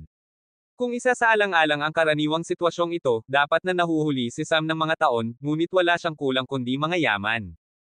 Ang kawalan ay may kasamang mga pakinabang, at isa na rito ay hindi sila masyadong nahihirapan kapag sumasabog ng antas. At bakit naman ito lumabas? Dahil ito ang mga iniisip ni Sam habang sinusubaybayan niya ang mga mukha ng mga kandidato mula sa paksayo ng mga hayop. Bagaman ang kategorya ay ilalim ng 50 taong gulang, ang mga tao mula sa templo ng Diyos ng Kidlat ay halos mga 31 taong gulang at si Moria ay mukhang nasa huli ng kanyang mga 21 taon. Ito ay dahil sa kanilang maagang pagsabog patungo sa yugto ng pagkabuo ng buhay habang sila ay nasa kanilang mga 21 taon pa lamang, ngunit ang mga kandidato ng paksayo ng mga hayop ay mukhang nasa huli ng kanilang mga 31 taon, halos 10 taon na mas matanda kaysa sa kanilang mga kapantay. Habang walang tiyak na iniisip si Sam dahil sa pagkainip, napansin niya na umakyat na si Moria sa entablado. Nagulat at nasasabik siya ng sabay. Nagalak din ang kalaban dahil si Moria ay isang alamat na figure sa kanilang mga kapantay. Ang pagkakaroon ng pagkakataong talunin siya ay isang pangarap na natutupad. Ngunit ang mga pantasya ng kalaban ay ganap na nawala dahil ganap na nagbago ang aura ni Moria. Ang lahat ng mga eksperto na nasa paligid at mga mandirigma na may espada ay lahat ay kumunat ng mata. Sa sandaling magsimula ang laban, biglang naging labis na matalim ang aura ni Moria. Napakatatalim nito na nagsimulang umalangaw-ngaw ang hangin sa paligid niya habang titingin siya sa kanyang kalaban. Habang natutulala ang kalaban, kumuha ng posisyon ng espada si Moria nang walang anumang espada at gumawa ng galaw na paghahagis. Walang nakikitang sinag ng espada o anumang iba pang malaking paggalaw ng espiritual na lakas. Naramdaman nila ang paghahati ng hangin habang lumitaw ang isang sugat sa katawan ng kalaban. Walang sinag ng espada, liwanag, o espiritual na lakas na nakikita ng mata. Ito ay ang purong lakas ng suntok na nagpamik ng mas matalim ang hangin sa paligid habang tumatama ito sa kalaban. Nagsimulang damyugo ang kanyang kamay habang siya ay luhod sa lupa at nawala ng malay. Natapos na ang laban. Ang kalaban na isang mandirigma na may hayop ay hindi man lang nakapagtawag ng kanyang hayop mula sa bulsa para sa mga hayop. Inilinis ang entablado at pumasok sa entablado ang susunod na kandidato mula sa paksayo ng mga hayop. Naririnig kong nasugatan ka, paano naman posible na, nagsimulang magsalita ang kalaban ngunit bago pa niya matapos ang kanyang mga salita, nahati rin siya. Ganoon din ang nangyari sa iba pang mga kandidato. Nang mga natitirang kapangyarihan ay malapit nang isipin na ang buong pinsala ay isang panloloko, si Morie na pababa pa lang ng entablado at naglalakad patungo sa kanyang upuan ay napasugod at umubo ng isang bibig na dugo, at naging mapatla ang kanyang mukha. Nagsimulang manginig siya habang siya ay nabasa ng malamig na pawis. Ang iba pang mga kapangyarihan ay napagtanto na. Iniisip nila na baka tiisin lang ni Morie ang kanyang mga pinsala para lamang makapaglaban at ngayon ay nagbayad na siya ng halaga. Kahit na napagtanto nila iyon, hindi sila nakaramdam ng maganda, lalo na ang mga taong talo lang. Pinapatahan pa rin nila ang kanilang sarili na nagsinungaling si Morie tungkol sa kanyang kondisyon at binabatikos siya dahil doon. Ngunit ngayong napansin na talagang nasugatan si Morie, lalo silang nadismaya. Ito ay isang malaking suntok sa kanilang kumpiyansa at pagpapahalaga sa sarili. Hindi na nila maibigay sa sarili na humanap ng anumang dahilan. Ang mas batang henerasyon ng mga kapangyarihang iyon ay tumitingin sa mga naglilingkod sa yugto ng pagkabuo ng buhay. Ngunit wala ng bakas ng paggalang at paghanga na dati nang naruroon. May mga bakas ng awa at kahit paghamak. Si Sam, Philip, at Jack lang ang alam na ang buong bagay ay ganap na kalokohan.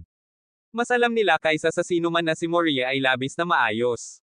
Hindi nila alam kung bakit ang templo ng Diyos ng Kidlat ay gumagawa ng ganitong uri ng palabas, ngunit alam niya na ginagamit nila ang sitwasyong dulot ni Sam para sa kanilang sariling kapakinabangan. Matapos ang laban na iyon, nawalan siya ng interes. Ngunit humanga na siya sa mandirigma na walang espadang ito. Ngunit nang maingat niyang obserbahan ang mga kamay ni Morie matapos itong maupo, naiintindihan niya na si Morie ay talagang isang karaniwang gumagamit ng espada, batay sa mga kalyo sa kanyang mga kamay. Si Morie ay isang karaniwang gumagamit ng espada at isa sa pinakamagsisikap sa kanila, ang tanging bagay lang ay hindi karapat-dapat ang kalaban para gamitin niya ang kanyang espada. May dalawang tao pa na labis na nasa sabik. Ang isa ay si Jack, halos kumilos siya na parang isang taong nahuhumaling habang iginagalang niya ang paggamit ng espada. Ang isa naman ay si Nicholas, tumataas ang kanyang espiritu sa paglalaban. Kung siya ay nasa yugto ng pagkabuo ng buhay, laban na sana siya kay Morie. Matapos ang buong kompetisyon, nanguna ang templo ng Diyos ng Kidlat at nakakuha sila ng malaking bahagi sa mga yaman. Umuwi sila pabalik sa templo ng Diyos ng Kidlat, pati na rin ang iba pang mga kapangyarihan. Ang paksayon ng mga hayop ay nasa huling pwesto para sa seksyon ng baitang ng dakilang hangganan at pangalawang pwesto naman sa seksyon ng yugto ng pagkabuo ng buhay. Sila ang koponan na pinakamaraming pagkatalo. Matapos bumalik ang mga tao mula sa paksayon ng mga hayop, ang pagpatay ni Sam ay kumalat sa buong paksayon at lahat ay nagulat. Ang babae na nagdala ng token kay Sam ay pumasok sa isla kung saan nagte-training si Sanjay. Nakita mo na ba siya? Tanong ni Sanjay agad nang dumating siya. Nakita ko na. Sino nga ba talaga siya? Alam mo ba kung gaano siya kasakit ng loob noong haharapin niya ang lahat ng mga kandidato? Muntik na akong samuka sa pagkasuklam. At ang huling kandidato ay namatay pa dahil sa takot. Pinatay niya ito nang hindi man lang gumalaw. Habang siya ay nagsasalita, kumuha siya ng isang kristal na nagre-record at ibinigay ito kay Sanjay, na pinanood ang laban. Kahit na siya ay hindi kayang tingnan ang pagre-record at minsan ay isinasara ang kanyang mga mata. Hindi niya napigilan na kumunat ng noo at isipin kung bakit napupuot si Sam sa paksayo ng mga hayop ng ganoon kalaki. Naririnig kong may kaugnayan siya sa bagong lalaking si Watt, ano ba iyon? Tumingin si Sanjay sa kanya at nagsabi. Hindi mo kailangang malaman ng labis. Kinunot ng noo ang babae at sumigaw sa kanya habang tinuturo siya sa mukha. Ganito ba dapat kang magsalita sa iyong kapatid na babae na mas matanda? Ang tanging senyales na ikaw ay mas matanda kaysa sa akin ay ang iyong katawan. Palakihin mo rin ang iyong utak at baka tretuhin kitang kapatid na babae na mas matanda. Ngumuya siya ng kanyang mga ngipin at nagsalita ng masasamang salita sa kanya bago tumahimik. Kumusta na si Watt? Nakontrol mo na ba siya? Kung magpapatuloy siya ng ganoon, mahigit sa 70% ng mga naglilingkod sa baitang ng dakilang hangganan ay mawawalan ng lakas ng loob. Tumahimik lang si Sanjay nang hindi sumasagot. Bamantong hininga siya at nagsabi. Sabi ni Sam, papasama niya sa kanya ang buong paksayon ng mga hayop kung kailangan, kung mangyari man ang anumang bagay kay Watt. Ito ba ang dahilan kung bakit hindi mo siya kinokontrol? Nagulat si Sanjay, ngunit tumahimik pa rin siya ng isang maikling segundo bago magsalita. Hindi ko talaga alam kung sino siya, ngunit may pagkakataong maaaring may kaugnayan siya sa atin at maaaring totoo ang sinasabi ng ating ama. Talaga bang siya ang anak ng traidor? Anak niya siya, ngunit hindi ako sigurado kung siya ay isang traidor. Kabanata 317. Si Wat ay nasa matinding laban kasama ang mga naglilingkod sa baitang ng dakilang hangganan ng paksayon ng mga hayop. Ngayon ay nakikipaglaban siya sa isang naglilingkod sa gitnang yugto ng dakilang hangganan. Ang kalaban ay isa ring gumagamit ng elemento ng hangin at may isang hayop na uri ng uwak na nasa himpapawid. Si Falk at ang uwak ay naghahampasan ng isa't isa. Ang mga ibon ay nagbabanggaan sa mga kalapit na puno habang sila ay nagsisimulang maghukay sa mga katawan ng isa't isa gamit ang kanilang mga kuko. Si Wat ay nakikibaka sa pagtitiis kasama ang naglilingkod. Nagdudulot siya ng maraming panlabas na pinsala at hindi man lang inisip na gumawa ng mga suntok na tumatama sa mahahalagang bahagi. Matapos ang mahigit isang oras na laban, ganap na nakuha ni Wat ang kalamangan at nagsimulang hampasin ang kalaban. Sinipa niya ang kalaban na nahulog sa kanyang mukha hanggang sa mahulog ang ngipin. Patuloy niya itong ginawa hanggang sa mawala ng malay ang kalaban, pagkatapos ay naglakad papasok ng tirahan. Kumuha siya ng isang card na katulad ng ginagamit niya ngunit may mga marka tulad ng sa modernong pakete ng mga baraha at ang card na ito ay isang dalawa ng brilyante. Ibinato niya ang card sa pader at ito ay tumagos dito. Lumabas siya at nagsabi, "Ito ay akin na ngayon ang lugar na ito. Kung gusto mong bawiin ito, harapin mo ako at talunin mo ako." Sa mga salitang iyon, umalis siya.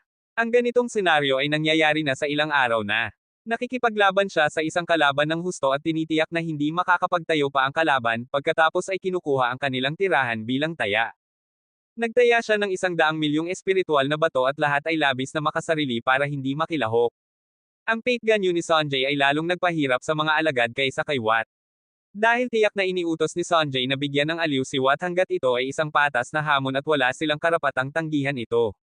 Ito ay para pigilan si Wat at tiyakin na hindi siya susubukang tumakas o mag-isip ng mga paraang makakapinsala sa paksayo ng mga hayop at sa kanyang sarili. Araw-araw, kinukuha ni Wat ang isang tirahan at inilalagay ang isang card para mag-iwan ng marka na ito ay kanya.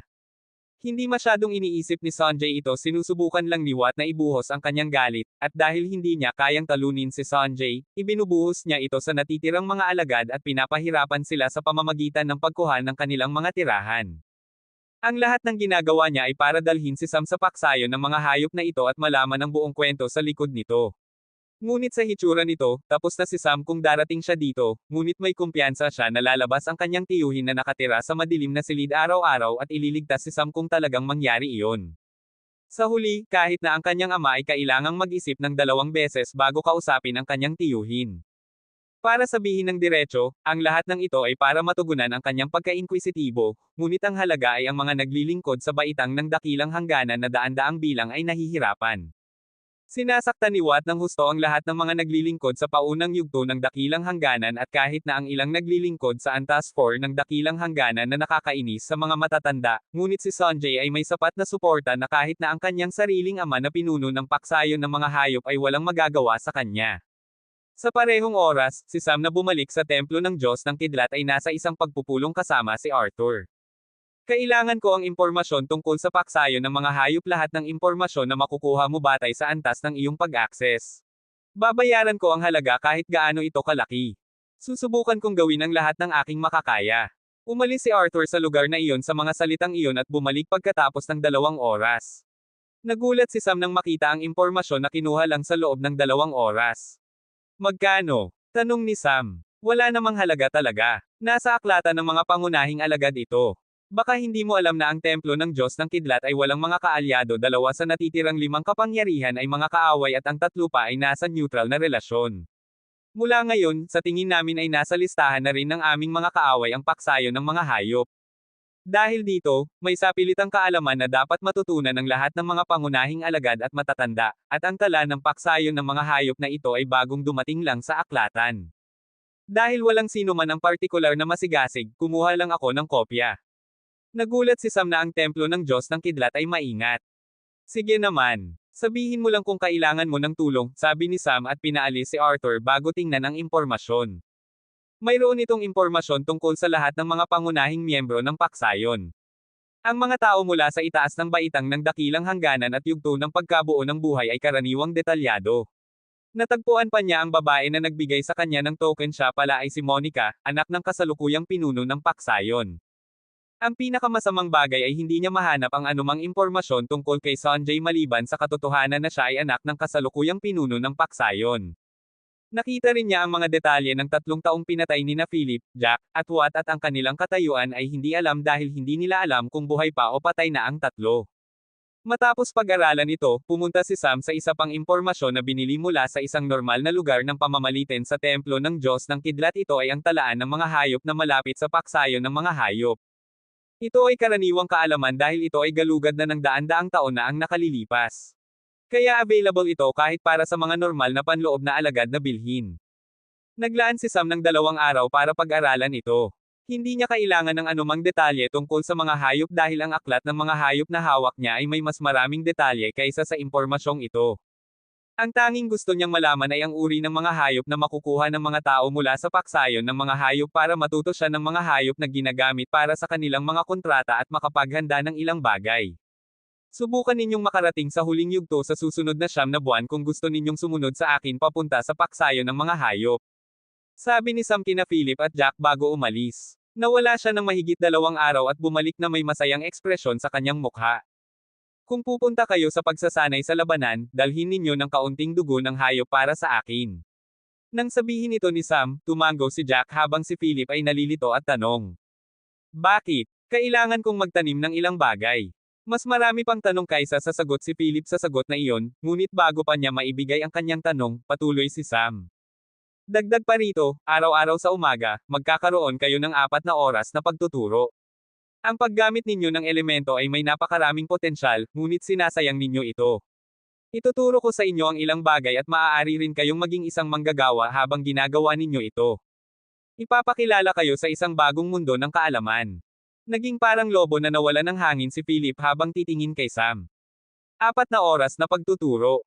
Ito ay magiging isang bangungot para sa kanya. Ngunit ang tono ni Sam ay nagpapahiwatig na walang puwang para sa negosasyon. Naramdaman ni Sam na ang kakayahan ni Philip ay limitado dahil sa kanyang kaalaman. Mayroong higit pa sa mga metal kaysa sa paggawa lamang ng mga pako at mace. Kaya nagpasya siyang simulan na ituro sa kanya ang tungkol sa agham ng materyales at tumutok pangunahin sa mga metal kasama ng ilang kaalaman sa pagmimina ng metal at proseso ng paghahabi, pati na rin ang kaunting kaalaman sa inhinyeriya at pagmamanupaktura. Maaaring maging isang mahusay na manggagawa si Philip. Dahil karamihan sa mga manggagawa ay nahihirapan lalo na sa pagkontrol sa natutunaw o pinainit na metal. Mayroon lamang silang mga kasangkapan tulad ng martilyo at sipit kasama ng isang halmahan para hubugin ang metal sa nais na hugis. Ngunit para kay Philip, maaari na lamang niyang hubugin ang metal sa anumang hugis na gusto niya at anumang anyo na dapat itong kumuha. Bukod pa rito, ang kaalamang ito ay nakakatulong kay Philip sa pagsasama ng elemento ng metal. Maraming uri ng mga metal ang umiiral kung kayang manipulahin niya ang katangiang metal ng kanyang katawan na pagsasama sa iba't ibang estado at kopyahin ang mga katangian ng iba't ibang materyales, maaari siyang magkaroon ng malaking pagtaas sa kanyang lakas sa labanan. Sa huli, ang mga metal ay umiiral sa lahat ng anyo, kabilang na ang mga likido tulad ng mercury. Habang nagpaplano si Sam dito, may isang pagpupulong na ginanap sa ibang bahagi ng mundo. Isang liblib na isla sa silangang bahagi ng planeta, sa isang maliit na silid, 3 naglilingkod sa yugto ng pagliligtas, at mga 10 naglilingkod sa pre-pagliligtas na yugto ay nag-uusap.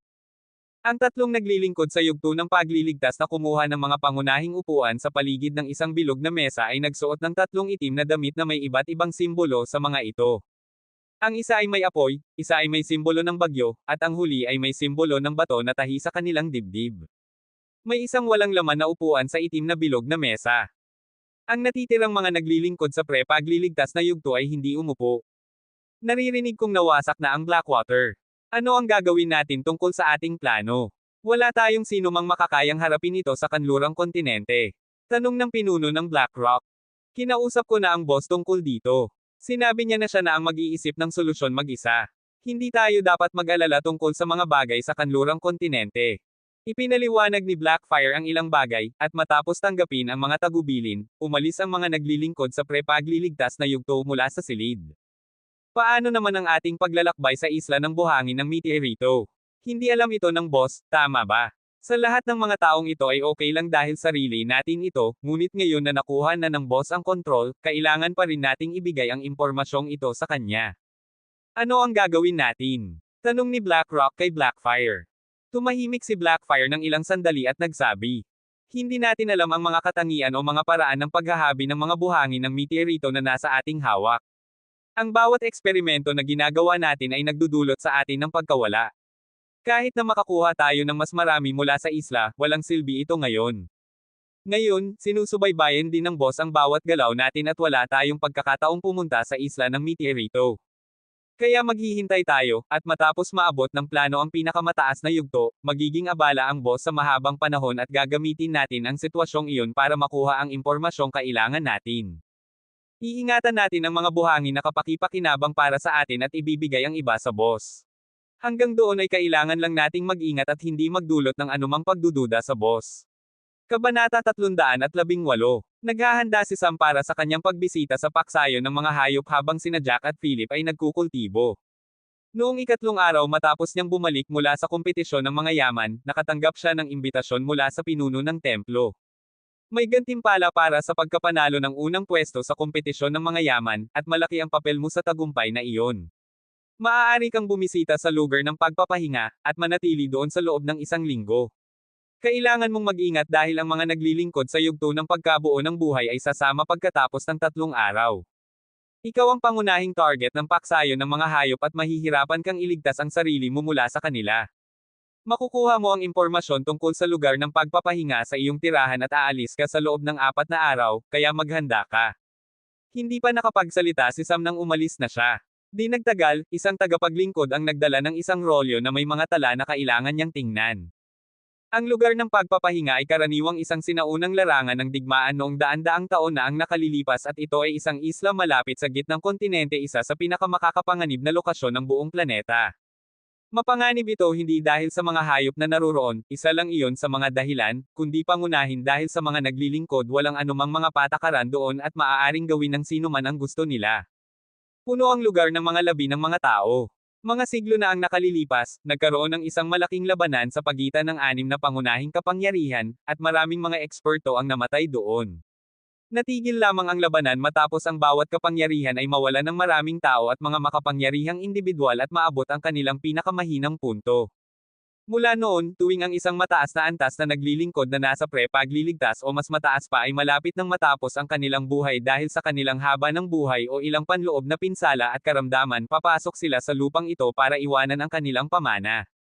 Walang impormasyon kung bakit sila pumupunta sa isang nakalimutang larangan ng digmaan para iwanan ang kanilang pamana sa halip na ibigay ito sa ilang mga mas batang miyembro ng kanilang sariling kapangyarihan. Ang sino mang may kaunting sentido komun ay maiintindihan na walang wastong dahilan na nakasaad sa ibinigay na impormasyon. Mayroong isang dahilan kung bakit ang mga namamatay na tao ay pumupunta doon. At malinaw din na hindi binanggit ang dahilan sa ibinigay na impormasyon. Ngunit ang isang bagay na binanggit ay may maraming mga pamana sa lupang iyon, at ang mga pamana na iyon ay umaakit ng lahat ng uri ng mga tao na naging dahilan para maging mapanganib ang lugar tulad ng ngayon. Maraming mga liblib na naglilingkod, mga koponan mula sa maliliit na kapangyarihan, at mga pangunahing kapangyarihan na gumagala ng walang mga patakaran na pumipigil sa kanila habang naghahanap sila ng mga kayamanan. Ngunit tuwing nangyayari ang kompetisyon ng mga yaman, ang mga piling koponan ng mga pangunahing kapangyarihan ay pumapasok at magkakaroon ng mahigpit na mga regulasyon sa lupang nagbabawal sa mga karaniwang naglilingkod na pumasok o manatili sa lugar na iyon. Kapag ang mga kandidato sa baitang ng dakilang hangganan ng mga pangunahing kapangyarihan ay pumasok, hindi pinapayagan na manatili ang mga kandidato sa yugto ng pagkabuo ng buhay at mas mataas pa. Ngunit kapag pumasok na ang mga naglilingkod sa yugto ng pagkabuo ng buhay, hindi na maraming mga paghihigpit dahil ang mga naglilingkod sa pre-pagliligtas at yugto ng pagliligtas ay karaniwang hindi madalas na pumupunta sa lugar na ito at hindi rin sila mag-aabala na maghanap ng mga pamana kahit na pumunta sila. Tungkol sa kung paano papasok ang mga kandidato. Mayroong isang paraan sa pagpapadala ng mga koponan. Una, papasok ang mga naglilingkod sa baitang ng dakilang hangganan at ang nanalo na koponan ay makakakuha ng lahat ng 10 miyembro kabilang na ang mga reserbang miyembro at mananatili sa loob ng lugar ng pagpapahinga sa loob ng 1 linggo. Ang ikalawang pwesto na koponan ay mananatili rin ng 1 linggo, ngunit makakakuha lamang sila ng 5 miyembro. Ang natitirang mga koponan ay hindi makakapadala ng sinuman. Para sa mga naglilingkod sa baitang ng dakilang pag-unlad, masyado silang mahina para makarating sa lugar na ito. Matapos ang unang linggo, papasok ang mga naglilingkod sa yugto ng pagkabuo ng buhay habang kailangang umalis na ang mga naglilingkod sa baitang ng dakilang hangganan. Mayroon silang pagpipilian na manatili doon, ngunit ito ay sa sarili nilang panganib. Ituturing silang mga liblib na naglilingkod at hindi makakakuha ng kaligtasan na makukuha nila sa unang linggo. Habang tinitingnan ni Sam ang impormasyon, ang kanyang utak ay gumagana ng buong lakas. May naisip na siyang ilang mga plano para harapin ang paksayon ng mga hayop, ngunit may ilang mga bagay na hindi niya magagawa dahil wala siyang ideya kung paano gumagana ang mga panloob na gawain sa paksayon ng mga hayop at walang datos tungkol sa mga katangian ng mga pangunahing miyembro. Baka magamit niya ang pagkakataong ito para makipag-ugnayan sa mga naglilingkod sa yugto ng pagkabuo ng buhay. Habang iniisip niya ito, agad siyang pumasok sa banal na dimensyon at nagsimulang magtrabaho dito. Sa susunod na 4 na araw, ginugol ni Sam ang kanyang oras sa paghahabi ng mga bagay na maaari niyang kailanganin sa paglalakbay. Nagtrabaho siya araw at gabi sa loob ng 40 araw sa ikalawang palapag ng tore. Matapos ang 4 na araw, pumunta sila sa pintuan ng espasyo. Dumating sila sa ibang lokasyon kung saan ang 6 na pangunahing kapangyarihan ay may kontrol sa loob ng gitnang kontinente.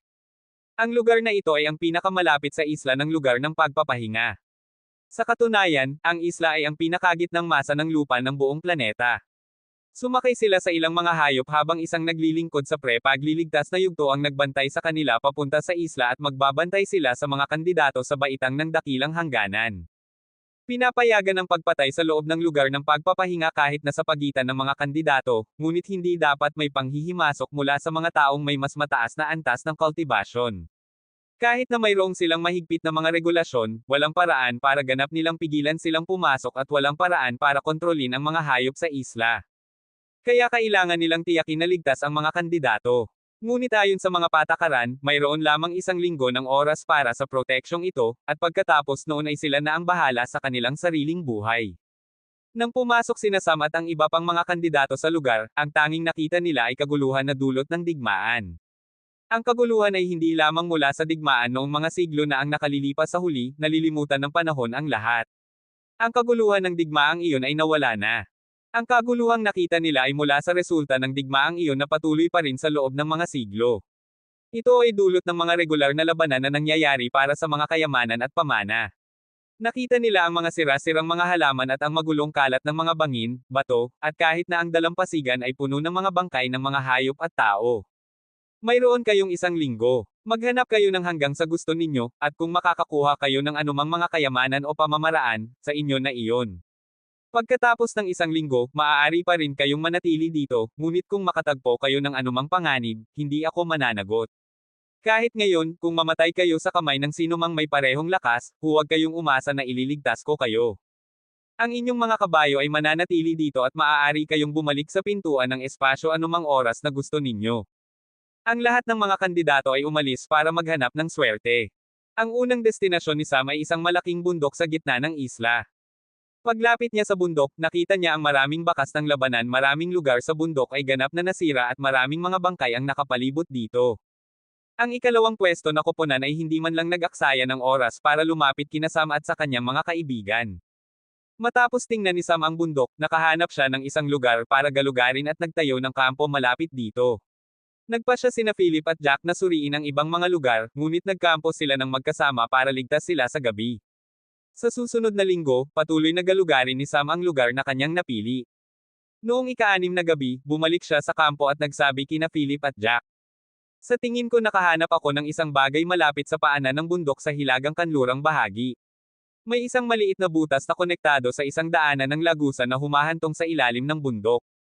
Parang mayroong isang bagay na kaugnay sa kultibasyon ng mga hayop. Gusto ninyong tingnan? Tanong ni Sam sa kanilang dalawa.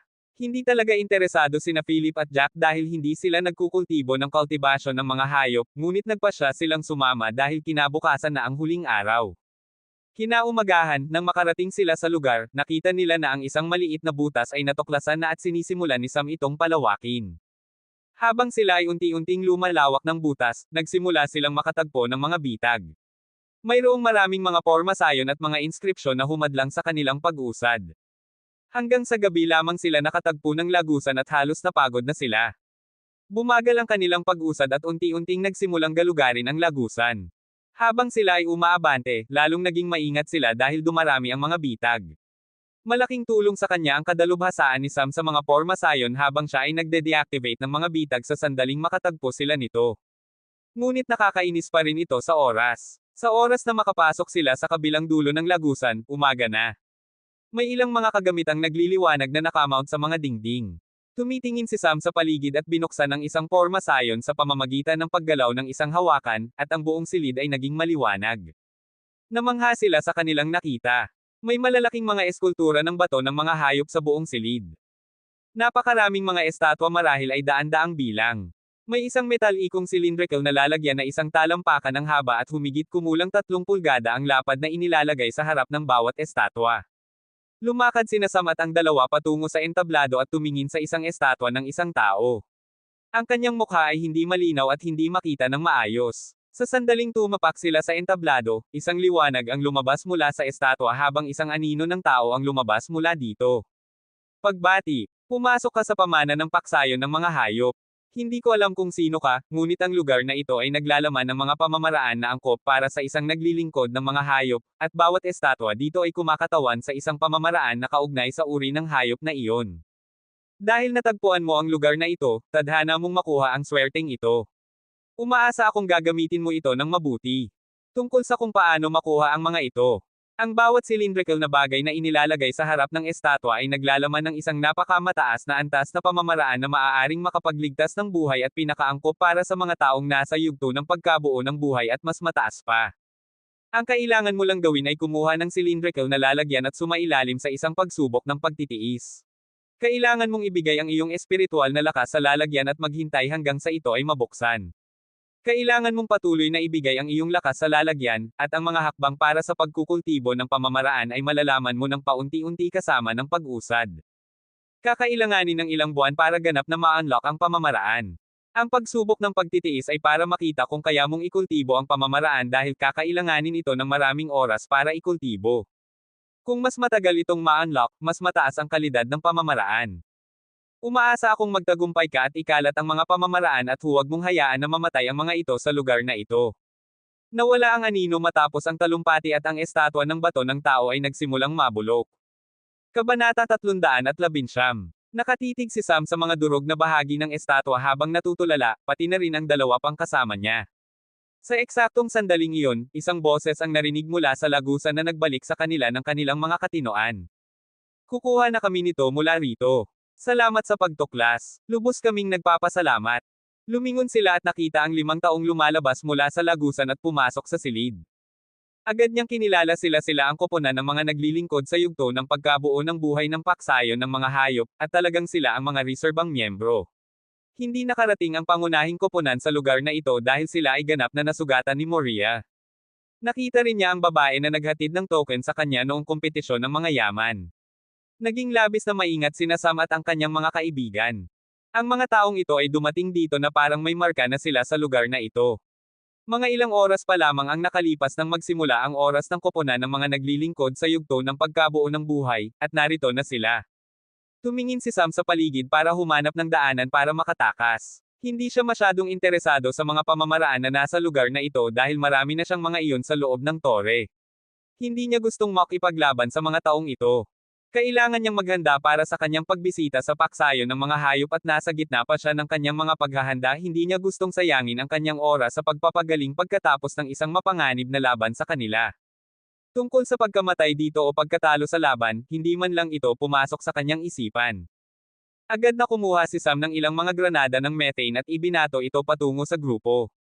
Sa sandaling sumabog ang mga ito, naramdaman ng koponan na nagkalat para maiwasan ang mga granada ang pag-alon ng hangin at nakita nila ang isang putik ng itim na liwanag na gumagawa ng isang linya sa alikabok na tumataas dahil sa pagsabog.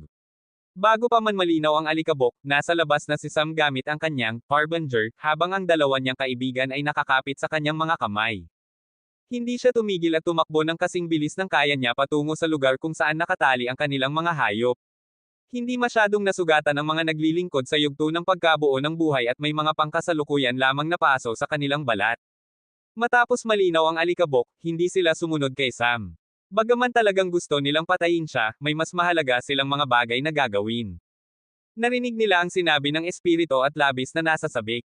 Ang buong silid na ito ay may daan-daang mga estatwa na nangangahulugang daan-daang mga pamamaraan. Bagaman hindi nila nakita ang mukha ng anino, iniisip nila na isa ito sa mga founding member ng Paksayon na namatay noong dakilang digmaan at iniwan ito noong mga huling araw niya. Sa huli, ang bundok na ito ay isang libingan ng maraming tao. Lalo na ang hilagang kanlurang bahagi. Narinig nila na maraming tao mula sa kanilang paksayon ang namatay sa lugar na iyon noong sinaunang digmaan. Kaya nagsimula silang kolektahin ang lahat ng mga cylindrical na lalagyan isa-isa. Ngunit naramdaman nila ang isang problema, imposibleng ilagay ang mga lalagyan sa singsing na may espasyo, ngunit ang mga estatwa ay pwede. Kaya inilagay nila ang lahat ng mga estatwa sa singsing na may espasyo, pagkatapos ay sinubukang ilagay ang mga lalagyan sa mga bulsa para sa mga hayop at gumana ito. Kaya pinasok nila ang lahat ng bagay sa kanilang mga bulsa para sa mga hayop. Kahit na ang kapatid na babae ni Sanjay, na medyo galit at nalilito tungkol sa biglaang pag-atake kay Sam na hindi niya alam, ay nakalimutang tanungin ang kanyang mga kasama tungkol dito at abala sa pagkolekta ng lahat ng mga lalagyan. Pagkatapos noon, hindi sila nang ahas na manatili sa isla at bumalik sila sa paksayon ng mga hayop. Ang kanilang kayamanan ay napakapresyoso at hindi nila matiis na ibalik ito sa paksayon at each claim ang sapat na kredito para doon. Nang sila ay bumalik, nagkaroon ng kaguluhan sa paksayon nang ibunyag nila ang balita tungkol sa kayamanan. Sa korte ng paksayon ng mga hayop, ang pinuno ng paksayon at lahat ng iba pang pangunahing miyembro ay nagtipon. Naroon din si Sanjay. Nang tingnan nila ang mga maayos na inilalagay na cylindrical na lalagyan sa isang hanay ng mga mesa, sila ay nagulat. At nang marinig nila ang paliwanag ng 5 miyembro ng koponan, lalo silang nagulat hanggang sa magbukas ng malaki ang kanilang mga bibig na parang mga tanga. Subukan ito. Utos ng pinuno ng paksayon sa kanilang manggagawa, na kumuha ng isang lalagyan sa kanyang mga kamay at nagsimulang suriin ito. Una niyang sinubukang tingnan kung maaari niyang matrigger ang anumang mekanismo, ngunit hindi siya nang ahas na gumamit ng puwersa kung masisira ito, tapos na ang kanyang buhay. Matapos subukan ng mahigit kalahating oras, halos wala siyang natagpuan kahit na ang metal ay hindi niya kilala. Mayroong napakaraming mga paghihigpit na pumipigil sa aking espiritual na pandaman na suriin ang loob. Mayroong napakaraming mga inskripsyon at pormasayon na nakaukit dito. Nagsimulang tumingin ang master ng pormasayon nang marinig ito at sinuri niya ng kaunti ang mga paghihigpit. Ang kanyang mukha ay kumislap ng ngiting puno ng kasabikan. Hindi ka panipaniwala. Humanga siya habang titingin sa lalagyan. Ano ito? Tanong ng pinuno ng paksayon na medyo hindi mapakali. Lumabas ang master ng pormasayon mula sa kanyang pagkakatulala at nagsabi. Ang taong gumawa ng lalagyan na ito ay isang taong may napakahusay na kasanayan. Mayroong mahigit 30 pormasayon na nakaukit dito. Siguradong siya ay isang mahusay na master ng pormasayon at isang master ng inskripsyon. Lumikha siya ng isang malaking hanay ng paghihigpit sa pamamagitan ng pagkakapatong ng bawat isa sa isa't isa. Mayroon siyang mahusay na pag-unawa sa mga pormasayon at inskripsyon. Sa kasalukuyang panahon, halos walang sino man ang makakagawa nito sa pamamagitan ng pag-uukit. Hindi na pinakinggan ng pinuno ng paksayon ang natitirang mga salita dahil ganap itong nauugnay sa trabaho na hindi niya talaga alam. Mabilis siyang lumabas ng silid at pumunta sa isang lihim na silid kung saan may isang grupo ng mga rolyo na nakaayos sa mga stand. Kumuha siya ng mga rolyo sa pinakamataas na stand sa pamamagitan ng isang galaw ng kanyang mga kamay at binasa ang mga detalye. Alam na niya ang mga detalye nito at gayon din ang lahat ng mga pangunahing kapangyarihan. Ito ay isang kwento ng isang founding member ng paksayon ng mga hayop, ngunit hindi siya ang founder ng 4 na pamilya sa halip ay ang ika-5 miyembro, ang tanging isa na walang iniiwang mga inapo kundi isang disipulo lamang. Siya ang pinakadakilang henyo ng paksayon ng mga hayop noong panahong iyon.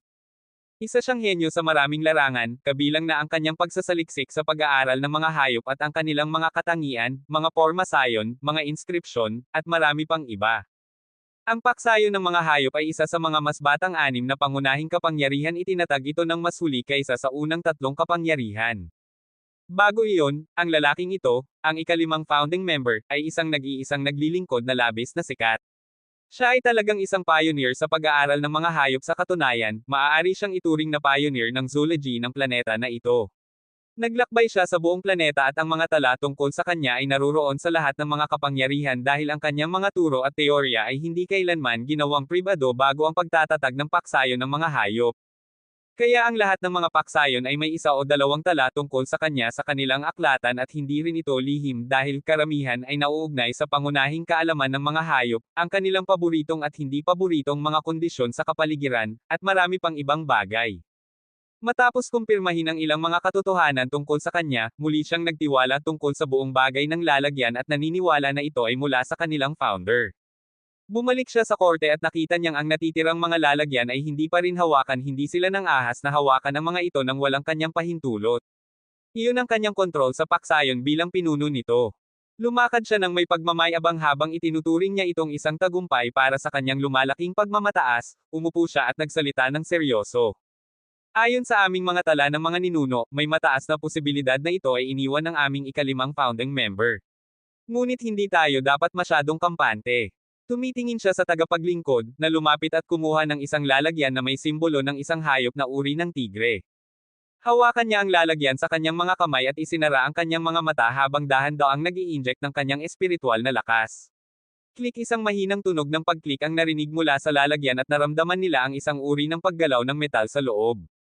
Itinigil niya ang daloy ng espiritual na lakas at ang tunog ng paggalaw ng metal ay nabawasan hanggang sa kaunti na lamang, halos hindi na niya maramdaman ito sa pamamagitan ng paghawak, hindi na rin niya marinig ng maayos. Nag-i-inject siya muli ng espiritual na lakas at lumakas muli ang tunog. Ipinaliwanag niya ang buong bagay sa iba pang mga tao at sila ay naging labis na nasasabik. Natutuwa rin ang pinuno ng paksayon sa balitang ito.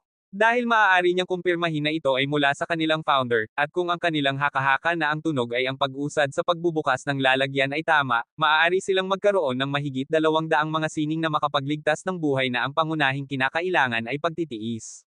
At aling naglilingkod ang walang pagtitiis? Ito ay bubuo sa paglipas ng panahon dahil sa kanilang haba ng buhay. Ang lahat ng mga nagkukultibo ng mahigit sa yugto ng pagkabuo ng buhay ay magkakaroon ng pagtaas sa kanilang haba ng buhay at magiging labis na kalmado sila at ituturing na isang maliit na bagay lamang ang pagdaan ng mga araw. Maghihintay sila ng mga taon para matutunan ang isang sining na makapagligtas ng kanilang buhay. Sinuri ng paksayon ang lahat ng mga lalagyan at napansin na may mga sining para sa halos lahat ng uri ng mga naglilingkod ng hayop sa kanilang paksayon. Maraming tao na ang nakatingin sa mga lalagyan na may kasakiman sa kanilang mga mata habang sila ay naghahanap ng lalagyan na angkop para sa kanila. Umubo ang pinuno ng paksayon at nagsabi, "Ibibigay natin ito sa lahat ng ating mga pangunahing miyembro. Bibigyan sila ng isang lalagyan batay sa kanilang mga merito hanggang ngayon at kanilang mga ranggo. Kung may dalawa o higit pang mga tao na gustong kunin ang parehong lalagyan, maaari itong malutas sa pamamagitan ng isang laban o anumang patas na paraang napagkasunduan ng magkabilang partido. Sa loob ng 3 araw, ipamahagi ang lahat ng ito."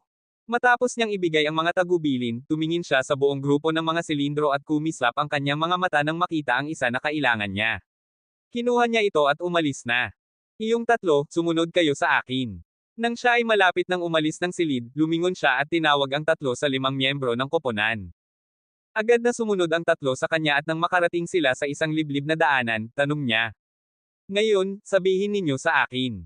Naiharap na ba ninyo si Sam? Binigyan ka na ba ng impormasyon ng lalaking iyon mula sa templo ng Diyos ng Kidlat?"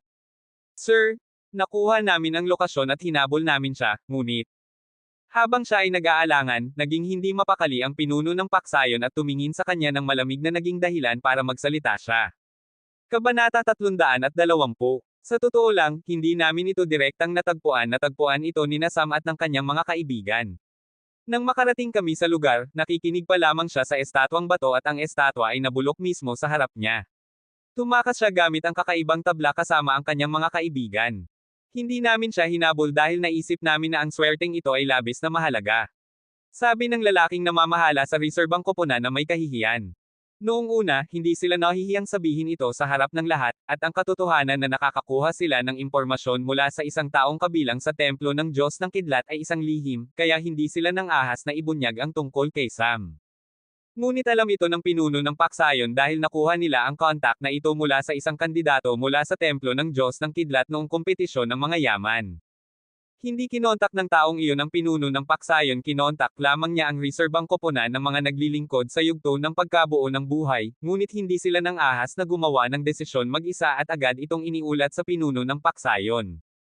Lamang matapos aprobahan ng pinuno ng paksayon ay sila ay tumanggap ng impormasyon mula sa kandidatong iyon. Dahil may mga especially iya ang bawat pangunahing kapangyarihan sa ibang mga pangunahing kapangyarihan, tiyak na mayroon silang mga paraan para mapanatili ang ugnayan. Kaya sumang-ayon sila dito at makakakuha sila ng lokasyon ni Sam kung mananatili siya sa lugar ng pagpapahinga matapos ang oras ng mga naglilingkod sa baitang ng dakilang hangganan.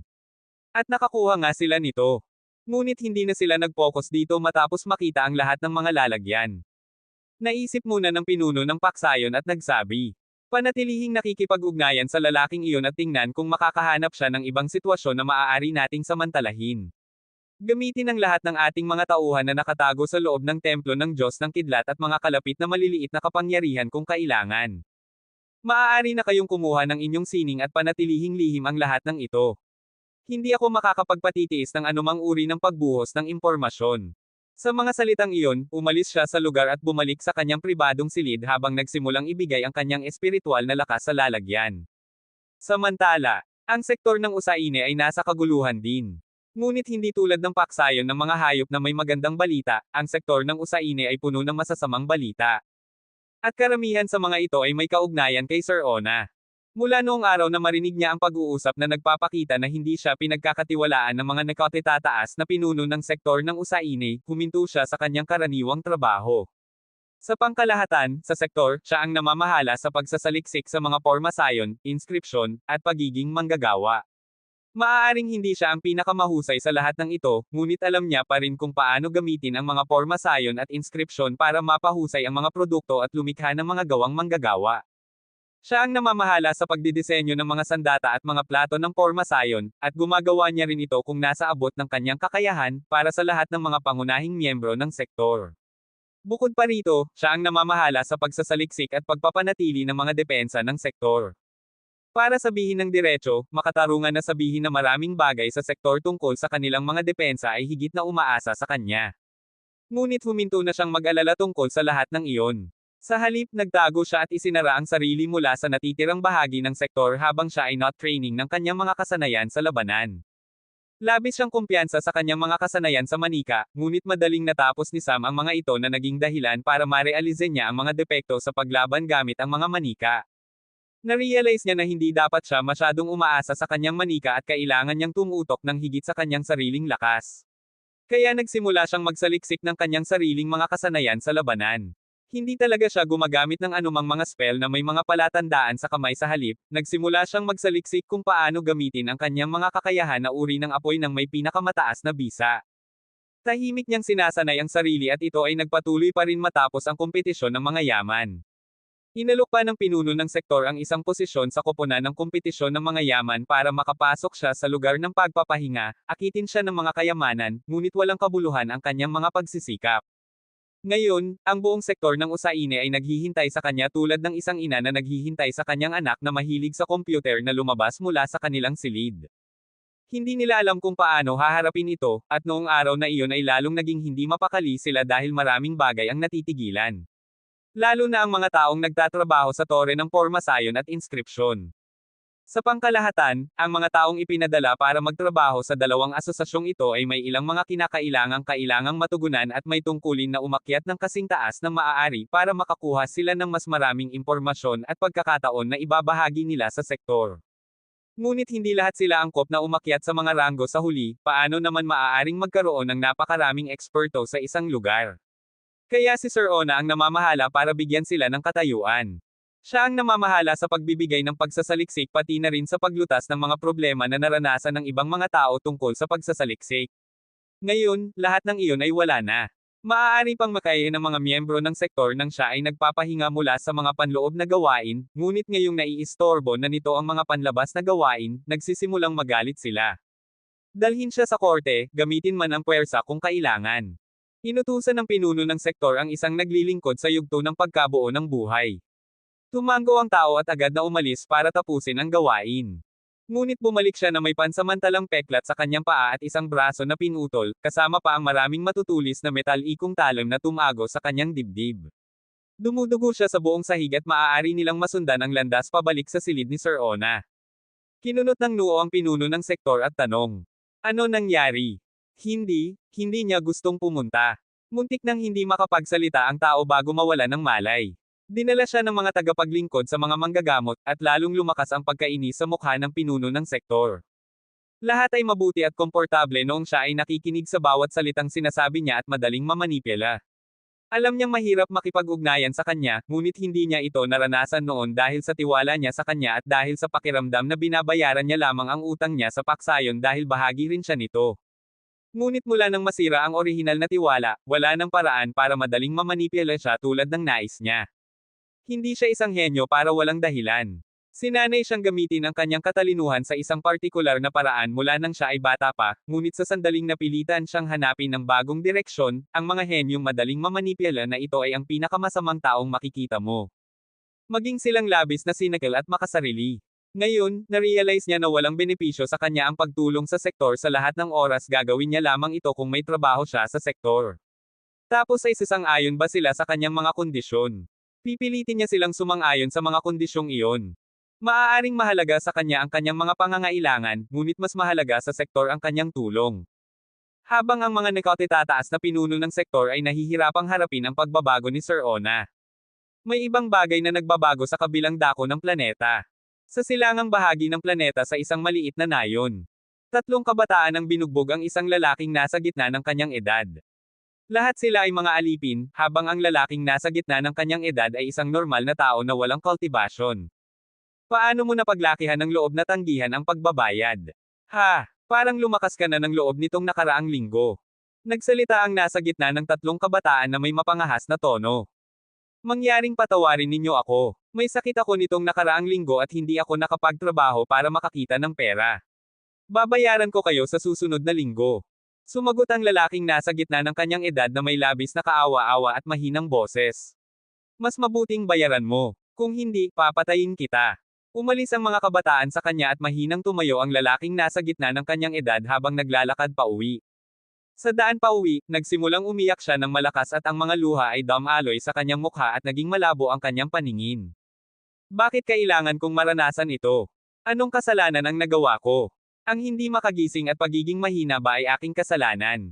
Bakit napakahirap ng mundo? Bulong niya sa sarili habang binubuksan ang pangunahing tarangkahan ng kanyang bahay. Pumasok siya sa bahay at umupo habang lalong umiiyak. Pagod na siya sa lahat ng paghihirap. Binugbog siya ng 3 kabataang kalahati pa lamang ng kanyang edad dahil hindi niya nabayaran ang bayad para sa proteksyon na utang niya. Hindi na niya ito kayang tiisin. Ang tanging gusto niya lang ay mabuhay ng matapat, ngunit napakahirap mabuhay sa mundong ito. Iniisip na rin niyang tapusin ang kanyang kahabag-habag at malungkot na buhay, ngunit hindi niya magawa dahil siya ay isang duwag. Habang siya ay nawawalan ng katinoan sa pag-iisip tungkol sa kanyang kahabag-habag na buhay, isang boses ang gumising sa kanya. Gusto mo bang mapabuti ang iyong buhay at maging sapat na lakas para kontrolin ang sarili mong mga desisyon? Ang boses ay maganda. Kahit na hindi niya nakikita ang sinuman, sumagot pa rin siya. Oo. Gusto mo bang tumayo para sa sarili mo at labanan ang hindi patas na mundong ito? Oo. Gusto mo bang tretuhin ng pantay at maranasan ang pagkakapantay-pantay sa mundo? Oo. Kung gayon kunin mo ito. Ako ang iyong tagapayo, sa landas patungo sa pagkakapantay-pantay at pagkakapantay. Sa mga salitang iyon, isang tabletang gamot ang dumausda sa kahoy na sahig hanggang sa maabot siya. Kinuha ng lalaking nasa gitna ng kanyang edad ang tabletang gamot sa kanyang mga kamay at nag-aalangan. Bakit ka nag-aalangan? Ano pa ang mawawala sa iyo? Patuloy ang magandang boses at naging determinado siya. Tama naman. Ano pa ang mawawala sa akin? Bulong niya at nilamon ang tabletang gamot.